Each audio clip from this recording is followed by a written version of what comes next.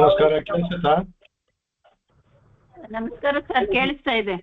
Okay, video ಇಲ್ಲ. Okay, video ಬಂದಿದೆಯಲ್ಲ? ಇಲ್ಲ, ನನಗೆ ಎಲ್ಲಿ ಬರ್ತಾ ಇದೆ?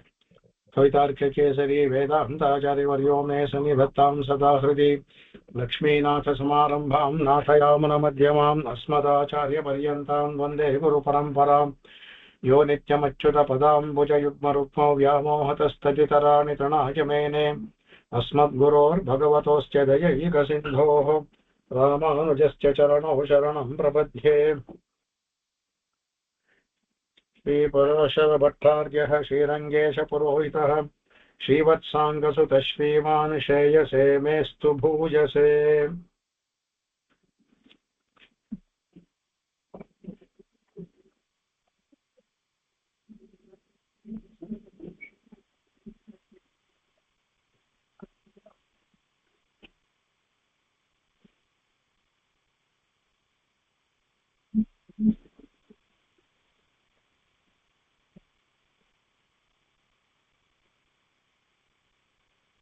ಈಶ್ವರೋ ವಿಕ್ರಮಿ ಧನ್ವಿ ಶ್ಲೋಕ ಆಗ್ತಾ ಇತ್ತು. ಅದರಲ್ಲಿ ಕೃತಜ್ಞ ಹೇಳಬೇಕು ಅನ್ಕೊಂಡಿದ್ದೀನಿ. ಬರುತ್ತು ಅದು ಮುಂಚೆದಾಯ್ತು. ಕೃತಜ್ಞ ಹೇಳ್ಬೇಕು. ದುರಾದರ್ಶ ಆಯ್ತು, ಕೃತಜ್ಞ. ಪರಾಶರ ಭಟ್ಟರ ಒಂದು ಇದು ಕೃತಜ್ಞ. ಅಥ ವಿಸ್ಮೃತ ಯಥೋಕ್ತ ನಿರುಪಾಧಿಕ ದಾಸ್ಯ ನಿರ್ಮಮತ್ವಾನಾಂ ಅನಾದಿ ಅವಿದ್ಯಾ ಆರೋಪಿತ ಸ್ವಾತಂತ್ರ್ಯ ಪ್ರವೃತ್ತಾನಾಂ ಸಂಸಾರಿಣಾಂ ಕೃತಜ್ಞ ಅಂತ ಹೇಳ್ತಾರೆ. ಅಂದ್ರೆ ಅಥ ಅಂದ್ರೆ ಮೇಲೆ ಅವನಿಗೆ ದುರಾದರ್ಶ ಹೇಳಿದ್ಮೇಲೆ ಕೃತಜ್ಞ. ಲೋಕದಲ್ಲಿ ನಾವು ಕೃತಜ್ಞ ಅಂದ್ರೆ ಒಬ್ಬರಿಗೆ ತುಂಬಾ ಇದಾಗಿರೋದು ಕೃತಜ್ಞ ಅಂತ ಪದವನ್ನ ಬಳಸ್ತೀವಿ. ಅನೇಕ ಅರ್ಥಗಳಿದೆ ಅದಕ್ಕೆ. ಕೃತ ಜ್ಞ ಅಂತ ತಿಳಿಯೋದು, ಕೃತ ಅಂದ್ರೆ ಮಾಡಿದ ವಿಷಯವನ್ನ ತಿಳಿಯೋದಕ್ಕೂ ಕೃತಜ್ಞ ಅಂತ. ಅಲ್ಲಿ ಉಪಕಾರವನ್ನ ಸ್ಮರಣೆ ಮಾಡಬೇಕು ಅನ್ನೋದ್ರಿಂದ ಕೃತಜ್ಞ ಅಂತ ಇಟ್ಕೊಂಡು ಆ ಉಪಕಾರ ಸ್ಮರಣೆಯದಲ್ಲೇ ಅರ್ಥದಲ್ಲಿ ಬಂದ್ಬಿಟ್ಟಿದೆ ರೂಢಿನಲ್ಲಿ. ಇಲ್ಲಿ ಕೃತಜ್ಞ ಹೇಳ್ತಾರೆ. ಅಂದ್ರೆ ಯಾವಾಗ ಒಂದಂದ್ರೆ ಅವನು ನಾವು ಏನ್ ಮಾಡ್ತೀವಿ, ಈ ಪ್ರಕೃತಿ ಮಂಡಲದಲ್ಲಿ ಬಂದಿರಬೇಕಂದ್ರೆ ನಮಗೆ ದಾಸ್ಯವೂ ಅಷ್ಟೇ, ನಿರಪಾಧಿಕವಾದ ದಾಸ್ಯ. ಅನಾದಿ ಕಾಲದಿಂದ ತುಂಬಿಕೊಂಡಿರುವಂತಹ ಈ ಪ್ರಕೃತಿ ಮಂಡಲದಿಂದ ಉಂಟಾದ ಅವಿದ್ಯೆ, ಅದರಿಂದ ಏನಾಗುತ್ತೆ, ನಮಗೆ ಸ್ವಾತಂತ್ರ್ಯ ಪ್ರವೃತ್ತಿ ಬೆಳೆಸ್ಕೊಂಡ್ಬಿಟ್ಟಿದ್ವಿ. ನಮ್ಮನ್ನ ನಿಯಂತ್ರಣ ಮಾಡೋರು ಯಾರೂ ಇಲ್ಲ, ಸ್ವಾತಂತ್ರ್ಯ ಪ್ರವೃತ್ತಿ ಬೆಳೆಸ್ಕೊಂಡಿದ್ದೆ ಕಡೆಗೆ. ಆವಾಗ ಅಂತಹ ಸಂಸಾರಿಗಳು ಏನ್ ಮಾಡ್ತಾರೆ, ಭಗವಂತ ಆಶ್ಚರ್ಯ ಪಡ್ತಾನೆ. ಏನಿದು ಎಲ್ಲ ನಾನೇ, ಇದು ಆತ್ಮವೇ, ದೇಹವೇ ಆತ್ಮ, ಈ ತರ ಎಲ್ಲ ಬೆಳೆಸ್ಕೊಂಡು ನನಗೆ ಯಾರು ಇಲ್ಲ ಅನ್ಬಿಟ್ಟು ಅಂತ. ಹಾಗಿದ್ರು ಸಹ ಭಗವಂತ ಏನ್ ಮಾಡ್ತಾನೆ, ಅವ್ರು ಏನಾದ್ರೂ ಒಂದು ಕಿಂಚಿತ್ ಏನಾದ್ರೂ ಸೇವೆ ಅವರು ಮಾಡ್ಬೇಕು ಅಂತ ಮಾಡದೇ ಇದ್ರು ಸಹ ಯಾದೃಚ್ಛಿಕವಾಗಿ ಯಾವ್ದಾದ್ರೂ ಸಹ ಹೋಗುವಾಗ ಒಂದು ದೇವಸ್ಥಾನ ಬೆಳೆಸ್ಕೊಂಡು ಹೋಗೋದು, ಕೆಳಗಡೆ ಹೋಗಿ ನೀರು ಚೆಲ್ಲದ ಯಾವ್ದೋ ಇರುವೆ ಕುಡಿಯೋದು, ಈ ತರದ್ದು ಕೆಲವು ಉಪಯೋಗ ನಾವು ಮಾಡ್ಬೇಕು ಅಂತ ಮಾಡೋದಿಲ್ಲ. ಆ ತರ ಮಾಡಿದ್ರು ಸಹ ಭಗವಂತ ಏನ್ ಮಾಡ್ತಾನೆ, ಅದು ಅವನ ಕೃತಜ್ಞ. ಈ ನಾವು ಮಾಡಿದ ಕೆಲಸವನ್ನ ಅವನು ಜ್ಞಾಪಕ ಇಟ್ಕೊಳ್ತಾನಂತೆ. ನಾವು ನಮಗೆ ಗೊತ್ತೇ ಇಲ್ಲ ಮಾಡಿದೀವಿ ಅಂತ ನಮಗೆ. ಆದ್ರೆ ಭಗವಂತ ಅದನ್ನೂ ಸಹ ಅದನ್ನ ಅವನು ಒಂದು ಸ್ವಲ್ಪವೂ ಸಹ ಇದ್ ಮಾಡ್ತಾನೆ, ಅವನು ತಾನೇ ಇಟ್ಕೊಂಡಿರ್ತಾನೆ ಅಂದ್ಬಿಟ್ಟು ಅದ ಕಡೆಗೆ ಅದು ಕೃತವನ್ನ ಅಂತ ಹೇಳ್ತಾರೆ. ಅದು ಕೃತ ಅನ್ನೋದು ಯಾವ್ದ್ರಲ್ಲಿ ಬಂತು ಅಂತ. ಅದರಿಂದ ಕೃತ ಅಂದ್ರೆ ಒಂದು ಕೆಲಸವನ್ನ ಮಾಡೋದು, ಅದಕ್ಕೆ ಜ್ಞ ಅನ್ನೋದು ತಿಳ್ಕೊಳ್ಳೋದು, ಅದಕ್ಕೆ ಕಃ ಪ್ರತ್ಯಯ ಸೇರಿ ಕೃತಜ್ಞ ಅಂತ ಆಗುತ್ತೆ ಅಂತ ವ್ಯಾಕರಣ ತೋರಿಸ್ಕೊಟ್ಟಿದೆ. ಅದಕ್ಕೆ ಅವನು ಭಗವಂತ ಗೀತೆಯಲ್ಲಿ ಅದನ್ನ ಹೇಳ್ತಾನೆ. ಅದಕ್ಕೆ ಇನ್ನು ಮುಂದೆ ಇದೇ ತರ ಪ್ರಾಣದಾಹ ಅಂತೆಲ್ಲ ಬರುತ್ತೆ, ಇದೇ ಅರ್ಥದಲ್ಲಿ ಬರುತ್ತೆ ಅದಕ್ಕೆ. ಅವಾಗ ಭಗವಂತ ಹೇಳ್ತಾರೆ, ಅಪಿಚೇತ್ ಸುತರಾಚಾರ ಭಜೇತ್ ಮಾಂ ಅನನ್ಯವಾಕ್ ಸಾಧುರೇವ ಸ ಮಂತವ್ಯ ಸಮ್ಯಕ್ ವ್ಯವಸ್ಥಿತೋ ಹಿ ಸಹ ಅನ್ಬಿಟ್ಟು ಭಗವಂತ ಇದನ್ನ 9ನೇ ಇದು ಹೇಳ್ತಾನೆ. ಎಷ್ಟೇ ದುರಾಚಾರ್ಯ ಆಗಿದ್ರು ಸಹ ಅವನು ತನ್ನ ಹಿಂದೆ ಎಷ್ಟೇ ಕೆಲಸ ಅದನ್ನ ಮರೆತು ನನ್ನ ಸೇವೆ ಅಂತ ಮಾಡಿದ ಏನಾದ್ರೂ ಒಂದು ಚಿಕ್ಕ ಕೆಲಸ ಮಾಡಿದ್ರು ಅದನ್ನ ನನ್ನ ಸೇವೆ ಅಂತ ತಿಳಿಬೇಕು ಅಂತ ಹೇಳ್ತಾನೆ. ಸಾಧುರೇವ ಸ ಮಂತವ್ಯ, ಅದು ಮಾಡಿದ್ದು ಒಳ್ಳೆ ಕೆಲಸ ಅಂತ ನಾವು ತಿಳ್ಕೋಬೇಕು. ಅವನು ಅಪಿಚೇತ್ ಸುದುರಾಚಾರ, ಅವನು ದುರಾಚಾರಿ ಆಗಿದ್ರು ಸಹ ಅದನ್ನ ಬೇಕು. ಯಾಕೆಂದ್ರೆ ಅವನಿಗೆ ಈಗ ನಿಶ್ಚಿತವಾದ ಚಿತ್ತ ಬಂದಿದೆ, ಕಲ್ಮಶವಾದ ಚಿತ್ತ ಹೋಗಿದೆ. ಹಾಗಾಗಿ ಅವನು ಮಾಡಿದ್ದ ಕೆಲಸವೂ ಸಹ ಸಾಧು ಅಂತಾನೆ ತಿಳಿಬೇಕು ಅಂತ ಭಗವಂತ ಹೇಳಿದ್ದಾನೆ. ಇದು ಭಗವಂತ ನಾವು ಮಾಡುವ ಉಪಕಾರ ಸ್ಮರಣೆ. ನಾವು ಏನೂ ಮಾಡಿರೋದಿಲ್ಲ, ಅವನಿಗೆ ಒಂದು ಚಿಕ್ಕ ಕೆಲಸ ಮಾಡಿದ್ರು ಅದನ್ನ ಉಪಕಾರ ಅಂತ ತಿಳ್ಕೊಂಡು ಸ್ಮರಿಸ್ತಾನೆ. ಅದರಿಂದ ಕೃತಜ್ಞ ಅಂತ ಅವನಿಗೆ ಹೇಳಿದ್ರು. ಅದಕ್ಕೆ ಆಮೇಲೆ ಇನ್ನೊಂದೇನು ಅಂದ್ರೆ ನಚ ಪ್ರತ್ಯುಪಕಾರಂ ಪಶ್ಯತಿ ಈ ದೃಶ್ಯ.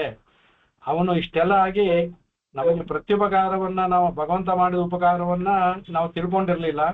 ಈಗ ತಿಳ್ಕೊಂಡ್ಮೇಲೆ ಪ್ರತ್ಯುಪಕಾರ ಅವನು ಅಪೇಕ್ಷಿಸ್ತಾನ ಅಂದ್ರೆ ಇಲ್ಲ. ಯಾವಾಗ್ಲೂ ನಮ್ಮಿಂದ ಅವನು ಪ್ರತ್ಯುಪಕಾರವನ್ನು ಅವನು ಸ್ವಲ್ಪವೂ ಅಪೇಕ್ಷಿಸೋದೇ ಇಲ್ಲ ಅವನು. ಅದನ್ನು ಹೇಳ್ತಾರೆ ಕಡೆಗೆ. ಅವಾಗ ಅದೇ ಬದಲಾಗಿ ಏನ್ ಮಾಡ್ತಾನಂತೆ ಅವನು, ಇವರಿಗೆ ನಾನೇನು ಉಪಕಾರ ಮಾಡ್ಲಿ ಅಂತ ಯೋಚಿಸ್ತಾನಂತೆ. ಈಗ ಅವನೇನೋ ಒಂದು ಸಣ್ಣ ಒಂದು ಕೆಲಸ ಮಾಡ್ದ, ದೇವಸ್ಥಾನಕ್ಕೆ ಹೋದ, ಏನೋ ಒಂದು ಹೂ ಕಟ್ಟಿ ದೇವ್ರ ಸಮರ್ಪಣೆ ಮಾಡ್ದ, ಅದರಿಂದ ಕೈದಾತು ಭಗವಂತ ಅನ್ಕೊಳ್ತಾನಂತೆ, ಅಯ್ಯೋ ನನಗೆ ಮಾಡದ್ನಲ್ಲ, ಇವನಿಗೆ ನಾನು ಏನು ಉಪಕಾರ ಮಾಡ್ಬೇಕು ಅಂತ ನೆನೆಸ್ತಾನಂತೆ. ಅವನು ನಮ್ಮಿಂದ ಯಾವ ಪ್ರತ್ಯುಪಕಾರವನ್ನು ಬಯಸೋದಿಲ್ಲ. ಆದ್ರೆ ನಾವು ಮಾಡಿದ ಚಿಕ್ಕ ಕೆಲಸಕ್ಕೂ ಸಹ ನಾನೇನು ಉಪಕಾರ ಮಾಡ್ಲಿ ಅಂತ ಹೇಳ್ತಾನೆ. ಅದಕ್ಕೆ ಹೇಗೆ ಭಗವಂತನಿಗೆ ಅದನ್ನ ಪೂರ್ಣ ನಮಗೆ ಮಾಡಿದ್ದಕ್ಕೆ ಪ್ರತಿಫಲ ಕೊಡೋವರೆಗೂ ಅವನಿಗೆ ತೃಪ್ತಿ ಇಲ್ವಂತೆ. ಅವನಿಗೆ ನಾವು ಏನಾದ್ರೂ ಒಂದು ನಮಗೆ ಗೊತ್ತಾಗೋದಿಲ್ಲ ಅಷ್ಟೇ. ಯಾವ ಚಿಕ್ಕ ಒಂದು ಸೇವೆ ಮಾಡಿದ್ರು ಭಗವಂತ ಅದಕ್ಕೆ ಯಾವುದೋ ಒಂದು ರೂಪದಲ್ಲಿ ನಮಗೆ ಅದನ್ನ ಅವನ ಉಪಕಾರವನ್ನು ಮಾಡಿರ್ತಾನೆ, ನಮ್ಮ ಪ್ರತ್ಯುಪಕಾರವನ್ನು ಮಾಡಿರ್ತಾನೆ. ಆದ್ರೆ ನಮಗದು ಗೊತ್ತಾಗೋದಿಲ್ಲ ಎಷ್ಟೋ ಸಲ ಅದನ್ನ.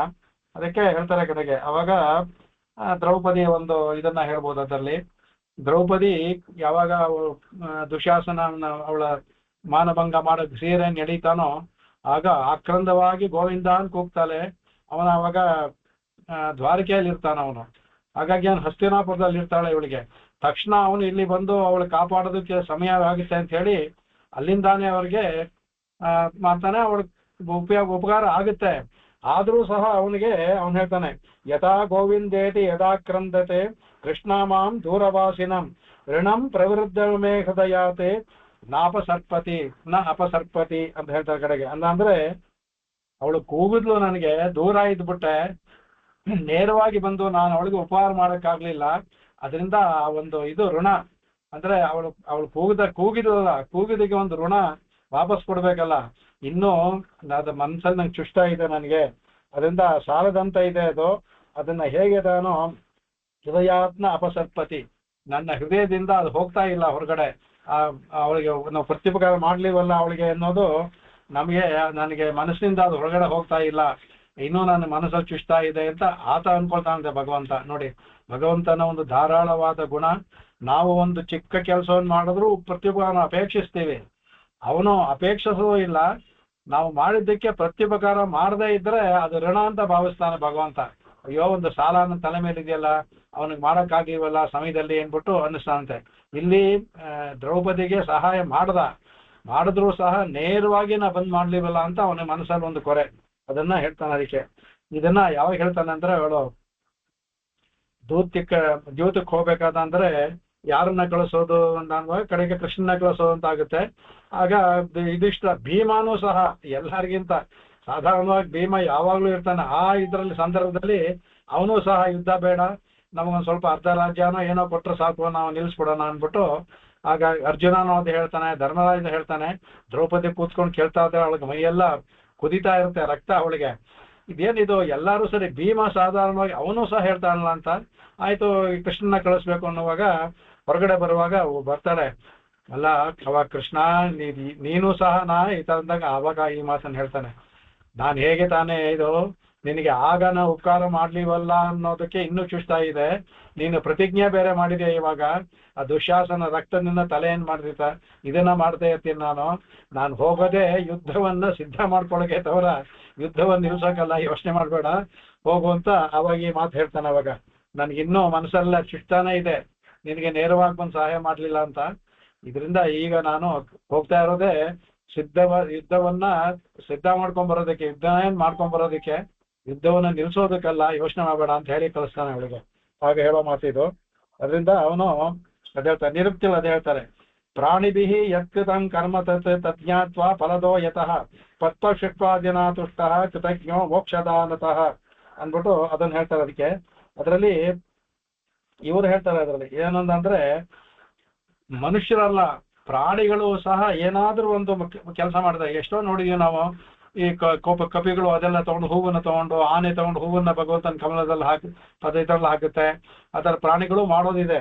ಅವನ್ನು ಸಹ ಯತ್ತ ಕರ್ಮಕೃತೆ ತಜ್ಞಾತ್ವ, ಅದನ್ನ ತಿಳ್ಕೊಂಡು ಅವಕ್ಕೆ ಯಾವ ಸಮಯದಲ್ಲಿ ಬೇಕೋ ಅದನ್ನ ಫಲದೋ ಯತಃ ಕೊಡ್ತಾ. ಇನ್ನು ಹೇಳ್ತಾರೆ ಪತ್ರ ಪುಷ್ಪಾದಿನ ತುಷ್ಟ ಅಂತ, ಫಲಂ ಪುತ್ರಂ ಪುಷ್ಪಂ ತೋಯಂ ಏಮೇ ಭಕ್ತ ಪ್ರಣಶ್ಯ ಅಂತ ಹೇಳ್ತಾರೆ. ಕೊಟ್ಟರು ಅಂತ ಹೇಳ್ತಾರಲ್ಲ, ಏನು ಕೊಟ್ಟರು ಸಹ, ಫಲವೇ ಆಗ್ಲಿ, ಪತ್ರವೇ ಆಗ್ಲಿ, ಪುಷ್ಪವೇ ಆಗ್ಲಿ, ಇಲ್ಲ ಒಂದು ನೀರು ಸಾಲಿಗ್ರಾಮದ ಮೇಲೆ ಒಂದು ಉದ್ಧರಣೆ ನೀರು ಹಾಕಿದ್ರು ಸಹ ಅದನ್ನ ಭಗವಂತ ತಿಳ್ಕೊಂಡು ಏನ್ ಮಾಡ್ತಾನಂತ ಕೃತಜ್ಞನಾಗಿದ್ದು ಮೋಕ್ಷದವರೆಗೆ ಫಲವನ್ನು ಕೊಡ್ತಾನೆ. ಅಂದ್ರೆ ನೀವ್ ಏನ್ ಫಲಕ್ಕೆ ಹೋದ್ರು ಕೊಡ್ತಾನೆ, ಕಡೆಯವೇ ಮೋಕ್ಷದವರೆಗೂ ಫಲವನ್ನು ಕೊಡ್ತಾನೆ ಅಂದ್ಬಿಟ್ಟು ಅದನ್ನ ಹೇಳ್ತಾರೆ ಕಡೆಗೆ. ಅದನ್ನ ಅದು ನಿರುಕ್ತಿರ ಹೇಳ್ತಾರೆ. ಕೃತಿಹಿ ಅಂತತೆ, ಕೃತಜ್ಞ ಕೃತಿಹಿ, ಇವೆಲ್ಲ ಒಂದಕ್ಕೊಂದು ಸೇರ್ಕೊಂಡಿರುವಂತ ಸಂಬಂಧವಾಗಿರೋದು. ತಚ್ಚತೇಷಾಂ ಸುಕೃತಂ ಅಸ್ಮಾತ್ ಏವ ಪ್ರಸನ್ನಾತ್ ಇತಿ ಕೃತಿಹಿ. ಕಡೆಗೆ ಇಂತಹ ಪ್ರಸನ್ನ ಅಂದ್ರೆ ಇವರು ಅಂದ್ರೆ ಚೇತನರು, ಈ ತರ ಮೇಲೆ ಹೇಳಿದಂತ ಚೇತನರು ಮಾಡುವ ಯಾವ ಕರ್ಮವೂ ಸಹ ಅದು ತಿಳಿದೇ ಮಾಡಿದ್ರು ಅದನ್ನು ಕೃತಜ್ಞತೆ ತಗೊಳ್ತಾನೆ. ತಿಳಿದೇ ಮಾಡದ ಅಂದ್ರೆ ಅದು ಸತ್ಯವಾದ ಕರ್ಮ. ಅದು ಭಗವಂತನಿಗೆ ಒಂದು ಪೂಜೆ ಮಾಡೋದು, ಆರಾಧನೆ, ಇದೆಲ್ಲ ತಿಳಿದೇ ಮಾಡುವಂತಹದ್ದು.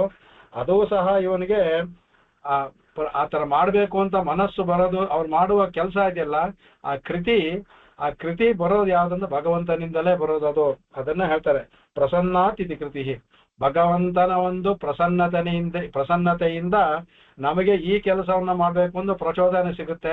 ಆ ಕೆಲಸವನ್ನು ನಾವು ಮಾಡ್ತೀವಿ. ಆ ಕೆಲಸ ಇದೆಯಲ್ಲ ಕೃತಿ, ಅದು ಯಾಕೆ ಇಲ್ಲಿ ಕೃತಿ ಅಂದ್ರೆ ಮಾಡೋರಲ್ವಾ ಅಂತ ಹೇಳಿದ್ರಲ್ಲ, ಯಾರು ನಮ್ಮಿಂದ ಈ ಕೆಲಸವನ್ನ ಮಾಡಿಸ್ತಾನೋ ಅವನಿಗೆ ಕೃತಿ ಅಂತಾರೆ. ಕೃತಿ ಅಂದ್ರೆ ಮಾಡೋರು ತಾನೇ ಆಗ್ಬೇಕು ಅಂದ್ರೆ ಅಲ್ಲ, ನಾವು ಮಾಡೋದಿಲ್ಲ, ಅವನೇ ಮಾಡಿಸ್ತಾ ಇರೋದು. ಅದರಿಂದ ಯಾವ ಕೆಲಸವನ್ನು ಸಾತ್ವಿಕ ತ್ಯಾಗ ಹೇಳಿ ಅಂತ ನಮ್ಮ ಭಾಷ್ಯಕಾರ ಯಾಕೆ ಹೇಳಿದ್ದಾರೆ ಅಂದ್ರೆ, ಯಾವುದು ನಾವು ಮಾಡುವಂಥದ್ದಿಲ್ಲ, ಎಲ್ಲ ಭಗವಂತ ಮಾಡಿಸೋದು. ಅದನ್ನ ಹೇಳ್ಬೇಕು. ಕೃತವಾನ್ ಕಾರಿತವಾನ್, ಇವತ್ತು ಎಲ್ಲವನ್ನು ಮಾಡಿಸ್ದ ನನಗೆ ಅಂತ. ಆಮೇಲೆ ಎಲ್ಲವೂ ಅವನೇ ಮಾಡಿಸ್ತಾನ.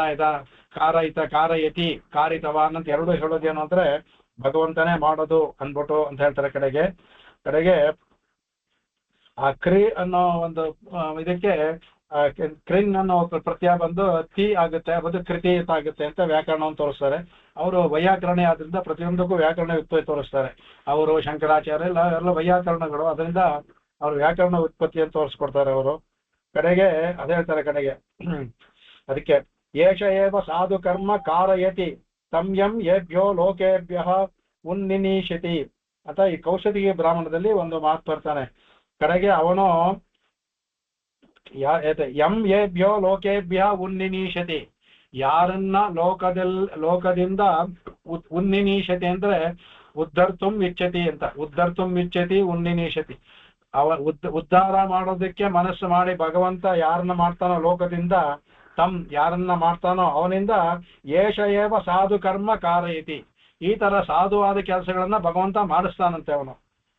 ಇದು ಕೌಶಿಕಿ ಬ್ರಾಹ್ಮಣದಲ್ಲಿ ಬರುತ್ತೆ. ಯಾರನ್ನ ಉದ್ಧಾರ ಮಾಡ್ಬೇಕು ಅನ್ಕೊಳ್ತಾನೋ ಅವರಿಂದ ಈ ತರ ಒಳ್ಳೆಯ ಕೆಲಸಗಳನ್ನ ಭಗವಂತನೇ ಮಾಡಿಸ್ತಾನೆ. ಅದರಿಂದ ಕೃತಿ, ಕೆಲಸವನ್ನ ಮಾಡಿಸೋದ ಕೃತಿ ಅಂತ ಹೇಳ್ತಾರೆ ಕಡೆ. ಅದನ್ನ ಅವಾಗ ಇದಕ್ಕೆ ನಿರುಕ್ತಿ ಆಗಲ್ಲ. ಯಸ್ಮಾತ್ ಪ್ರಸನ್ನಾತ್ ಸುಕೃತಂ ತೇಷಾಂ ಸ ಕೃತಿ ಈಷ್ಯತೆ ಪ್ರಯತ್ನೋ ವಾ ಕ್ರಿಯಾ ವಾ ಅತ ಕೃತಿ ಮುಕ್ತಿ ಕ್ರಿಯಾವತಾಂ ಅಂತ ಹೇಳ್ತಾರೆ ಕಡೆಗೆ. ಅದರಿಂದ ಯಾರಿಗೆ ಪ್ರಸನ್ನನಾಗ ಬಯಸ್ತಾನೋ ಅಂದ್ರೆ ಅವ್ರು ಮಾಡುವ ಕೆಲಸದಿಂದ ಇವನ್ ಪ್ರಸನ್ನ ಆಗ್ತಾನೆ ಭಗವಂತ, ಅದ್ ಬೇರೆ. ಬಟ್ ಅವರ ವಿಷಯದಲ್ಲಿ ಇವನು ಪ್ರಸನ್ನನಾಗಿರೋದ್ರಿಂದ ಏನ್ ಮಾಡ್ತಾನೆ, ಅವರಿಂದ ಒಳ್ಳೆಯ ಕೆಲಸಗಳನ್ನೇ ಮಾಡಿಸ್ತಾನೆ ಅವನು. ನಾವು ಹೇಳ್ತೇವ ಜಾಯಮಾನೋ ಎಂ ಪುರುಷಂ ಅಂತ ಹೇಳ್ತೇವಲ್ಲ, ಕಟಾಕ್ಷಿಗೆ ಹೇಳ್ಬೇಕಾದ ಅಂದ್ರೆ ಯಾರನ್ನ ಜಾಯಮಾನದಲ್ಲಿ ನೋಡ್ತಾನೋ ಅವನಿಗೆ ಸಯೇವ ಅವನೇ ಮೋಕ್ಷದಾಯಕ ಸವೈ ಮೋಕ್ಷಾರ್ಥ ಚಿಂತಕ ಅಂತ, ಅವನೇ ಮೋಕ್ಷದ ಬಗ್ಗೆ ಚಿಂತೆಯನ್ನು ಮಾಡ್ತಾನೆ ಅಂದ್ಬಿಟ್ಟು ಅದ್ ಹೇಳ್ತಾರೆ.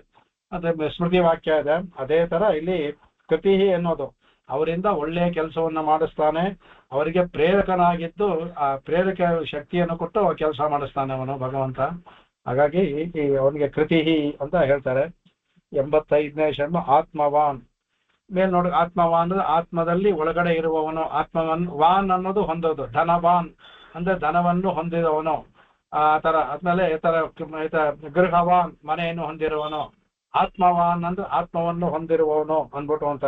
ತಸ್ಯ ಕರ್ತಾರೋ ಅಪಿ ಆತ್ಮನಃ ತದಾ ಯತ್ತ ಸ್ವರೂಪಂ ಪ್ರವೃತ್ತಾಧಿಕತೆಯ ಅಸ್ಯ ಸ್ವಭೂತಾಃ ಇತಿ ಆತ್ಮವಾನೇ. ಕಡೆಗೆ ಮೇಲೆ ಹೇಳ್ದಂಗೆ ನಮ್ಮ ಸುಕೃತಿಗಳನ್ನ ಅವನೇ ಮಾಡಿಸ್ತಾನೆ ಅಂತಾರಲ್ಲ, ಆ ತರ ಅವರು ಮಾಡೋರು ನಾವೇ ಆದ್ರು, ಕರ್ತಾರಹ ಮಾಡೋರು ನಾವೇ ತಾನೆ, ಮೇಲ್ನೋಟಕ್ಕೆ ಇದು ಮಾಡೋರು ನಾವೇ, ಮೇಲ್ನೋಟಕ್ಕೆ ನಾವೇ ತಾನೇ ಮಾಡುವಂಗಿದೆ.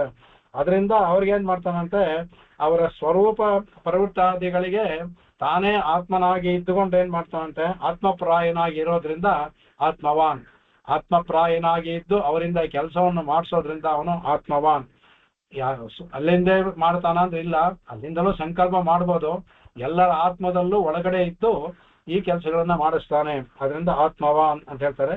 ಇದಕ್ಕೆ ಇನ್ನು ಅನೇಕ ಇದರಲ್ಲಿ ಭಾಷೆಯಲ್ಲಿ ಮತ್ತು ಶಂಕರ ಭಾಷೆಯಲ್ಲಿ ಇನ್ನು ಒಳ್ಳೊಳ್ಳೆ ಬೇರೆ ಬೇರೆ ಇದನ್ನೆಲ್ಲ ಹೇಳಿದ್ದಾರೆ. ಇದಕ್ಕೆ ಯೇಷಾಂ ಆತ್ಮಶರೀರಾದಿ ನಿರಾಸಾತೆ ಅಥವಾ ಆತ್ಮವಾನ್ ಸ್ವೇ ಮಹಿಮ್ನಿ ಪ್ರತಿಷ್ಠಾನಾತ್ ಆತ್ಮವಾನ್ ಅಭಿಧೀಯತೆ ಅಂತ ಇದನ್ನು ಹೇಳ್ತಾರೆ. ಇದರಲ್ಲಿ ಈ ನಿರುಕ್ತಿನಲ್ಲಿ ಕೆಲವು ವಿಶೇಷ ತಾವು ಸೇರಿಸ್ಕೊಂಡಿದ್ದಾರೆ ಇದರಲ್ಲಿ. ಅದರಲ್ಲಿ ಏನಂದ್ರೆ, ಆತ್ಮನು ಚೇತನದಿಂದ ಆತ್ಮ ಅಂದ್ರೆ ಪರಮಾತ್ಮ, ಚೇತನದಿಂದ ಸುಕೃತಗಳನ್ನ ಮಾಡಿಸ್ತಾನೆ, ಮಾಡಿಸಿ ಆತ್ಮವಾನ್ ಆಗಿರೋದಲ್ಲದೆ ಅವನು ತನ್ನ ಇದರಲ್ಲಿ ಇಲ್ಲಿರ್ತಾನೆ, ಎಲ್ಲಿ ಪ್ರತಿಷ್ಠಾಪನೆ ಆಗಿದ್ದಾನೆ ಅಂದ್ರೆ ತನ್ನ ಮಹಿಮೆಯಲ್ಲೇ ಪ್ರತಿಷ್ಠಾಪನೆ ಆಗಿದ್ದಾನೆ ಅಂತ ಇಲ್ಲಿ ಸೇರಿಸಿದ್ದಾರೆ. ಸ್ವೇ ಮಹಿಮ್ನಿ ಪ್ರತಿಷ್ಠಾನಾತ್ ಆತ್ಮಾನ್ ಅಭಿಧೀಯತೆ ಅಂತ ಇದು ಭೂಮಾ ವಿದ್ಯೆಯಲ್ಲಿ ಬರುವಂತ ಒಂದು ವಾಕ್ಯ, ಚಾಂದೋಪನಿಷತ್ತಲ್ಲಿ, ಅದನ್ನೇ ಇಲ್ಲಿ ಸೇರಿಸಿದ್ದಾರೆ. ಇದನ್ನ ಇವರು ಸಹ ತಗೊಂಡಿದ್ದಾರೆ, ಮಧ್ವ ಭಾಷೆಯವರು ತಗೊಂಡಿದ್ದಾರೆ, ಶಂಕರ ಭಾಷೆ ತಗೊಂಡಿರ್ಬೇಕು, ಇದನ್ನ ತಗೊಂಡಿದ್ದಾರೆ ಇದರಲ್ಲಿ. ಅದರಲ್ಲಿ ಏನಾಗುತ್ತೆ, ನಾರದರು ಬಂದು ಕೇಳ್ತಾರೆ ಇದನ್ನ ಭಗವನ್ನ ಇದರಲ್ಲಿ ಎಲ್ಲವನ್ನು ಹೇಳ್ಬೇಕಾದರೆ ಅವ್ರ ಕಡೆಯಲ್ಲಿ ಉಪದೇಶ ಮಾಡಿದ್ಮೇಲೆ ಅದು ಹೇಳ್ತಾರೆ, ಯತ್ತ ನಾಣ್ಯತ್ ಶೃಣೋತಿ ನಾಣ್ಯತ್ ಕರೋತಿ ನಾಣ್ಯತ್ ಪಶ್ಯತಿ ಸಭೂಮ ಯತ್ರ ಅನ್ಯತ್ ಪಶ್ಯತಿ ಅನ್ಯತ್ ಕರೋತಿ ಅನ್ಯತ್ ಶೃಣೋತಿ ತದಲ್ಪಂ ಅಂದ್ಬಿಟ್ಟು, ಅಲ್ಲಿ ಏನನ್ನು ಬೇರೆ ಏನನ್ನು ಕೇಳದೆ, ಬೇರೆ ಏನನ್ನು ನೋಡದೆ, ಬೇರೆ ಏನನ್ನು ಮಾಡದೆ ಇರುವ ಇದೆಲ್ಲ ಅದು ಭೂಮ ಭಗವಂತ ಅಲ್ಲಿ ಅನ್ಬಿಟ್ಟು ಅಂತ. ಬೇರೆ ಏನಾದ್ರು ಕೇಳಿದ್ರೆ, ಬೇರೆ ಏನಾದ್ರು ನೋಡಿದ್ರೆ ಅದು ಅಲ್ಪ. ಭೂಮ ಅಂದ್ರೆ ದೊಡ್ಡದು ಅಂತ, ಅಲ್ಪ ಅಂದ್ರೆ ಚಿಕ್ಕದು ಅಂದ್ಬಿಟ್ಟು ಅಂತ. ಆಗ ಇವರು ನಾರದರು ಕೇಳ್ತಾರೆ, ಅಂತಹ ಭಗವಂತ ಯಾವ್ದ್ರಲ್ಲಿ ಪ್ರತಿಷ್ಠೆ ಆಗಿರ್ತಾನೆ ಅಂತ ನಾರದರು ಸನ ಸುಜಾತರನ್ನ ಕೇಳ್ತಾರೆ. ಆಗ ಅವರು ಸನಕರು ಹೇಳೋ ಮಾತು, ಸ್ವೇ ಮಹಿಮ್ನಿ ಪ್ರತಿಷ್ಠಾನಾತ್ ಆತ್ಮವಾನ್ ಅಭಿಧೀಯತೆ. ಅವನು ಅಲ್ಲಿ ಅಭಿಧೀಯತೆ ಅಂತ ಹೇಳಿದ್ರೆ ಅಲ್ಲಿ ಸ್ವೇ ಮಹಿಮ್ನೆ ಪ್ರತಿಷ್ಠಾವಾನ್ ಅಂದ್ಬಿಟ್ಟು, ತನ್ನ ಮಹಿಮೆಯಲ್ಲೇ ಅವನು ಪ್ರತಿಷ್ಠಾಪನಾಗಿರ್ತಾನೆ. ಅವನಿಗೆ ಇವರೆಲ್ಲ ಮಾಡೋದು ಬೇಡ, ಅವನಿಗೆ ಯಾವ ಅವಶ್ಯಕತೆಯೂ ಇಲ್ಲ. ಅಂದ್ರೆ ಇವ್ರು ಮಾಡೋದ್ರಿಂದ ಅವನು ಪ್ರತಿಷ್ಠಾಪನಾಗಿದ್ದಾನೆ ಅಂತ ಏನ್ ತಿಳ್ಕೋಬೇಡ. ಸ್ವೇ ಮಹಿಮ್ನಿ, ತನ್ನ ಮಹಿಮೆಯಲ್ಲೇ ಪ್ರತಿಷ್ಠಾಪನಾಗಿದ್ದಾನೆ. ನಮಗೆ ಒಂದು ಉಪಕಾರ ಮಾಡೋದಕ್ಕೆ ಇದೆಲ್ಲ ಒಂದು ಕಾರಣ. ಉಪಕಾರ ಸಂಗ್ರಹ ಅಂತ ಸ್ವಾಮಿ ದೇಶಿಕನ್ ಬರೆದಾರಲ್ಲ, ನಮ್ಗೆ ಉಪಕಾರ ಮಾಡೋದಕ್ಕೆ ಇದೆಲ್ಲ ತವರ ಅವನಿಗೆ ಯಾವ ಇದು ಅವಶ್ಯಕತೆ ಇಲ್ಲ, ಅವನು ಇದರಲ್ಲಿ ಇರ್ತಾನೆ ಅನ್ಬಿಟ್ಟು ಅಂತ ಹೇಳ್ತಾರೆ. ಅಲ್ಲಿಗೆ ಈ 9ನೇ ಶ್ಲೋಕ ಮುಗೀತೆ. ಮತ್ತೆ ಸುರೇಶ ಶರಣಂ ಶರ್ಮ ಅಂತ ಮುಂದೇದು. ಈಗ ಬೇರೆ ವ್ಯಾಖ್ಯಾನಗಳು ನೋಡೋಣ.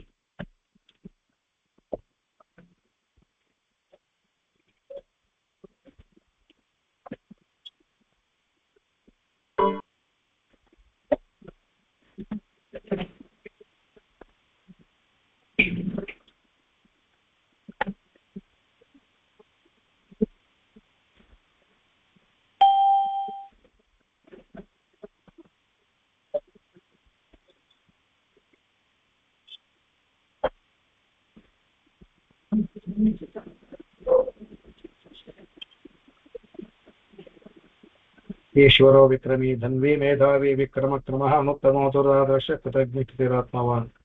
ಇದರಲ್ಲಿ ಅವನು ಹೇಳ್ತಾನೆ, ಅದರಲ್ಲಿ ಸರ್ವಶಕ್ತಿ ಮತ್ತಯ ಈಶ್ವರ, ಅವನು ಸರ್ವಶಕ್ತನಾದ್ರಿಂದ, ಶಕ್ತಿ ಅನ್ನೋದು 6 ಗುಣ, ಷಡ್ಗುಣಗಳಲ್ಲಿ ಶಕ್ತಿ ಕೂಡ ಒಂದು. ಅದರಿಂದ ಸರ್ವಶಕ್ತಿ ಮತ್ತಯ ಈಶ್ವರ, ಎಲ್ಲಾ ಶಕ್ತಿಗಳನ್ನು ಉಳ್ಳದ್ರಿಂದ ಅವನನ್ನ ಈಶ್ವರ ಅಂತ ಕರೀತಾರೆ. ಯಾರು ಒಬ್ಬ ಒಡೆಯನಾಗಬೇಕು ಅಂದ್ರೆ ಅವನು ಎಲ್ಲರಿಗಿಂತ ಬಲವಂತನ ಶಕ್ತಿವಂತನಾಗಿರ್ಬೇಕು.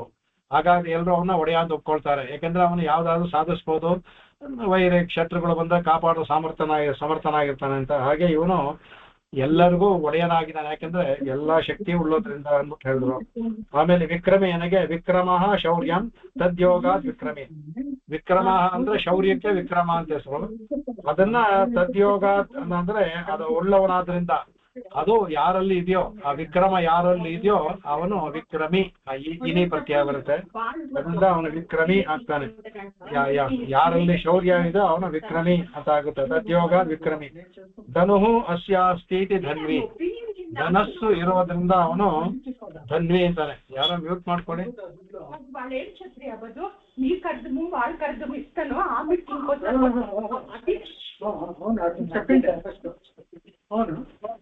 ರಾಧಿಕಾ ಯಾವಾಗಲೂ ಕಲ್ಪಿತ ರಾಧಿಕಾ.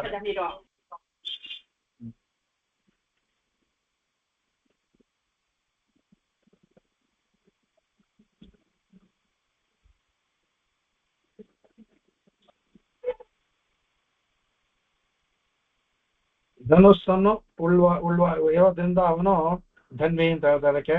ಆಮೇಲೆ ಹೇಳ್ತಾರೆ ರಾಮಶಸ್ತ್ರ ಪ್ರಧಾಮಹಂ ಅಂದ್ಬಿಟ್ಟು ಭಗವಂತ ಗೀತೆಯನ್ನು 10ನೇ ಅಧ್ಯಾಯದಲ್ಲಿ ರಾಮನ ಈ ಶಸ್ತ್ರಪಥದಲ್ಲಿ ರಾಮನಾಗಿದ್ದೇನೆ ಅನ್ಬಿಟ್ಟು ಅಂತ. ಅಂದ್ರೆ ಯಾರು ಶಸ್ತ್ರಗಳಲ್ಲಿ ನಾನು ರಾಮನಾಗಿದ್ದಾನೆ, ನಾನು ಅಂತ ಶಸ್ತ್ರಧಾರಿಗಳಲ್ಲಿ ನಾನು ರಾಮನಾಗಿದ್ದೇನೆ ಭಗವಂತ ಒಂದೊಂದು ಹೇಳ್ಕೊಂಡ್ಬರ್ತಾನೆ. ಆತರ ಹೇಳಿದ್ದಾನೆ. ಅದರಿಂದ ಇಲ್ಲಿ ರಾಮ, ಅದರಿಂದ ಇಲ್ಲಿ ಧನ್ವಿ, ಯಾಕೆ ಧನುಸ್ಸನ್ನು ಉಳ್ಳವನವನು, ಅದರಿಂದ ಅದನ್ನ ಹೇಳ್ತಾರೆ. ಆಮೇಲೆ ಮೇಧಾವಿ ಏನ್ ಹೇಳ್ತಾರೆ, ಮೇಧಾ ಬಹು ಗ್ರಂಥ ಧಾರಣ ಸಾಮರ್ಥ್ಯಾತ್ ಸಾ ಯಸ್ಯ ಅಸ್ತಿ ಸ ಮೇಧಾವಿ. ಯಾರಲ್ಲಿ ಅನೇಕ ಗ್ರಂಥಗಳ ಧಾರಣೆ ಒಂದು ಸಾಮರ್ಥ್ಯ, ಗ್ರಂಥಗಳನ್ನ ಒಂದ್ಸಲ ಓದ್ಬಿಟ್ರೆ ಆಯ್ತಷ್ಟೇ, ಮತ್ತೆ ಅದನ್ನ ಒಂದು ಮತ್ತೆ ನೋಡೋ ಹಾಗೆ ಇಲ್ಲ. ಪ್ರತಿಯೊಂದು ಅಕ್ಷರಗಳು ಅವ್ರ ತಲೆನಲ್ಲಿ ಇರುತ್ತೆ. ಅದು ಆ ಗ್ರಂಥ ಧಾರಣ ಸಾಮರ್ಥ್ಯ ಸಾ ಯಸ್ಯ ಅಸ್ತಿ, ಯಾರಿಗೆ ಇದಿದೆಯೋ ಅವನು ಸಹ ಮೇಧಾವಿ, ಅವನು ಮೇಧಾವಿ ಅಂತ. ಇಲ್ಲಿ ಭಗವಂತನ ಕೇಳಬೇಕಾ, ಅವನು ಎಲ್ಲಾ ಗ್ರಂಥಗಳು ಶಾಸ್ತ್ರಗಳು ಬಂದಿದ್ದೇ ಅವನಿಂದ. ಅದರಿಂದ ಅವನು ಎಲ್ಲವನ್ನೂ ಏಕಕಾಲದಲ್ಲಿ ತಿಳಿಯುವ ಸಾಮರ್ಥ್ಯವುಳ್ಳವನು, ಅದರಿಂದ ಅವನು ಮೇಧಾವಿ ಅಂತ ಹೇಳ್ತಾರೆ. ಕಡೆಗೆ ಅದ್ ಹೇಳ್ತಾರೆ.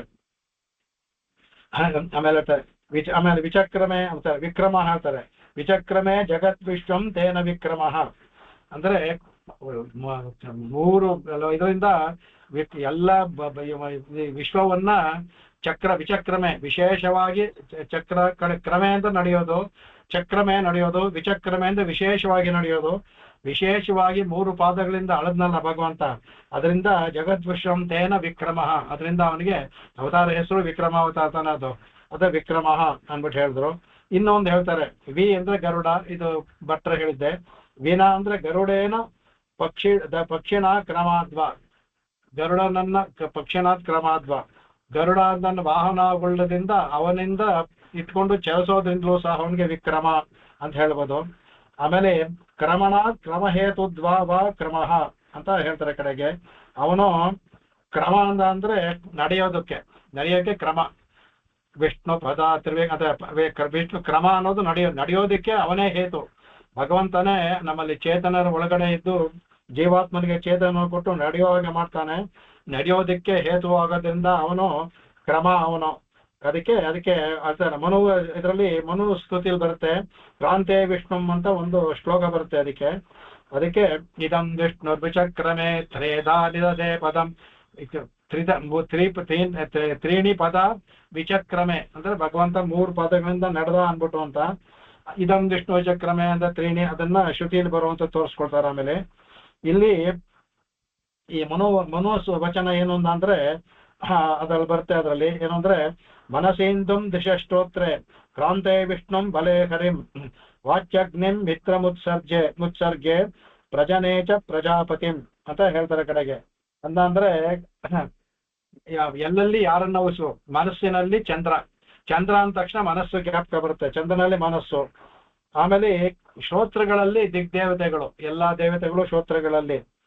ಪಾದದಲ್ಲಿ ಪಾದ ಅಂದ್ರೆ ವಿಷ್ಣು ಪಾದವೇ. ಪಾದ ಅಂದ್ರೆ ಪಾದದಲ್ಲಿ ವಿಷ್ಣುವನ್ನು, ಬಲದಲ್ಲಿ ಇಂದ್ರನನ್ನ ಮಾಡ್ಬೇಕು.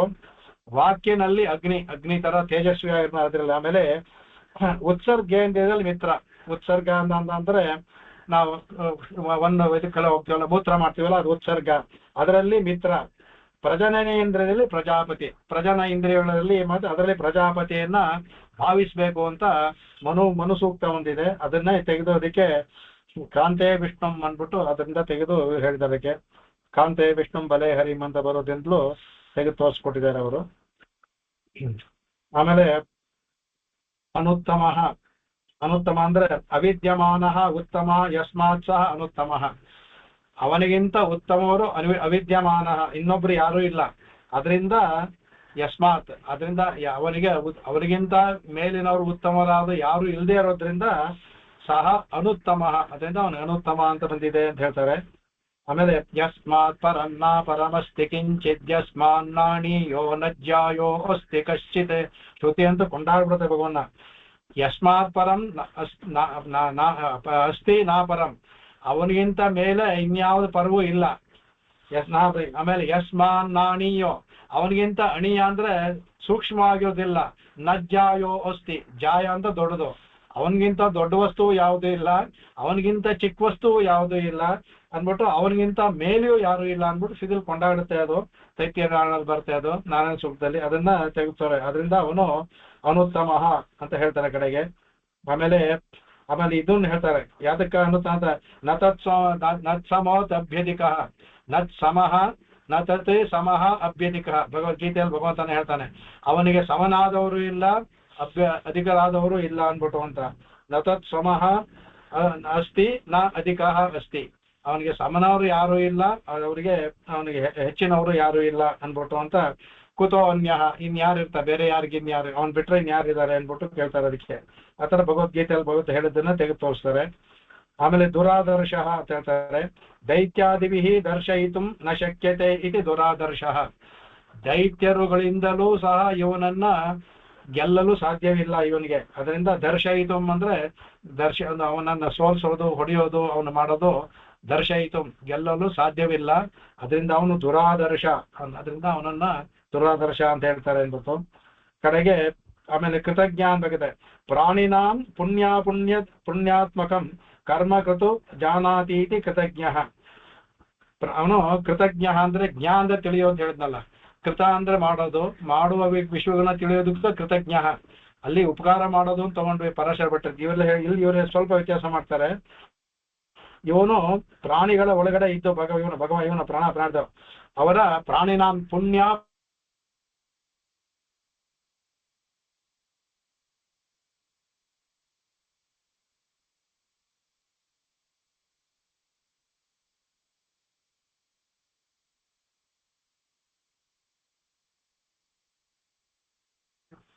ಯಾರೋ ಪ್ರಶ್ನೆ ಕೇಳುವಾಗ ಅದನ್ನೇ ಉತ್ತರ ಹೇಳಿದ್ರು. ಲೋಕದಲ್ಲಿ ಯಾತಕ್ಕೆ ಒಬ್ಬರು ಧನಿಕರಾಗಿರ್ತಾರೆ, ಒಬ್ರು ಬಡವರಾಗಿರ್ತಾರೆ, ಒಬ್ರು ಕೈ ಇರಲ್ಲ, ಒಬ್ರು ಕಾಲಿಲ್ಲ, ಒಬ್ರಿಗೆ ಇದಿರ್ತಿ, ಯಾತಕ್ಕೆ ಅಂದ್ರೆ ಅದನ್ನೇ ಒಳಗಡೆ ಇದ್ದು ಭಗವಂತ ಎಲ್ಲವನ್ನೂ ತಿಳ್ಕೊಂಡಿರ್ತಾನಲ್ಲ, ಅದ್ರ ಪ್ರಕಾರ ಅವ್ರಿಗೆ ಫಲವನ್ನು ಕೊಡ್ತಾನೆ ಮುಂದಿನ ಜನ್ಮಗಳಲ್ಲಿ. ಹಾಗಾಗಿ ಅವ್ರಿಗೆ ತಾರತಮ್ಯ ಬರುತ್ತೆ ಅಂದ್ಬಿಟ್ಟು ಅದನ್ನ ಹೇಳ್ತಾರೆ. ಕೇಳಿಸ್ತಾ ಇದೆಯಲ್ಲ?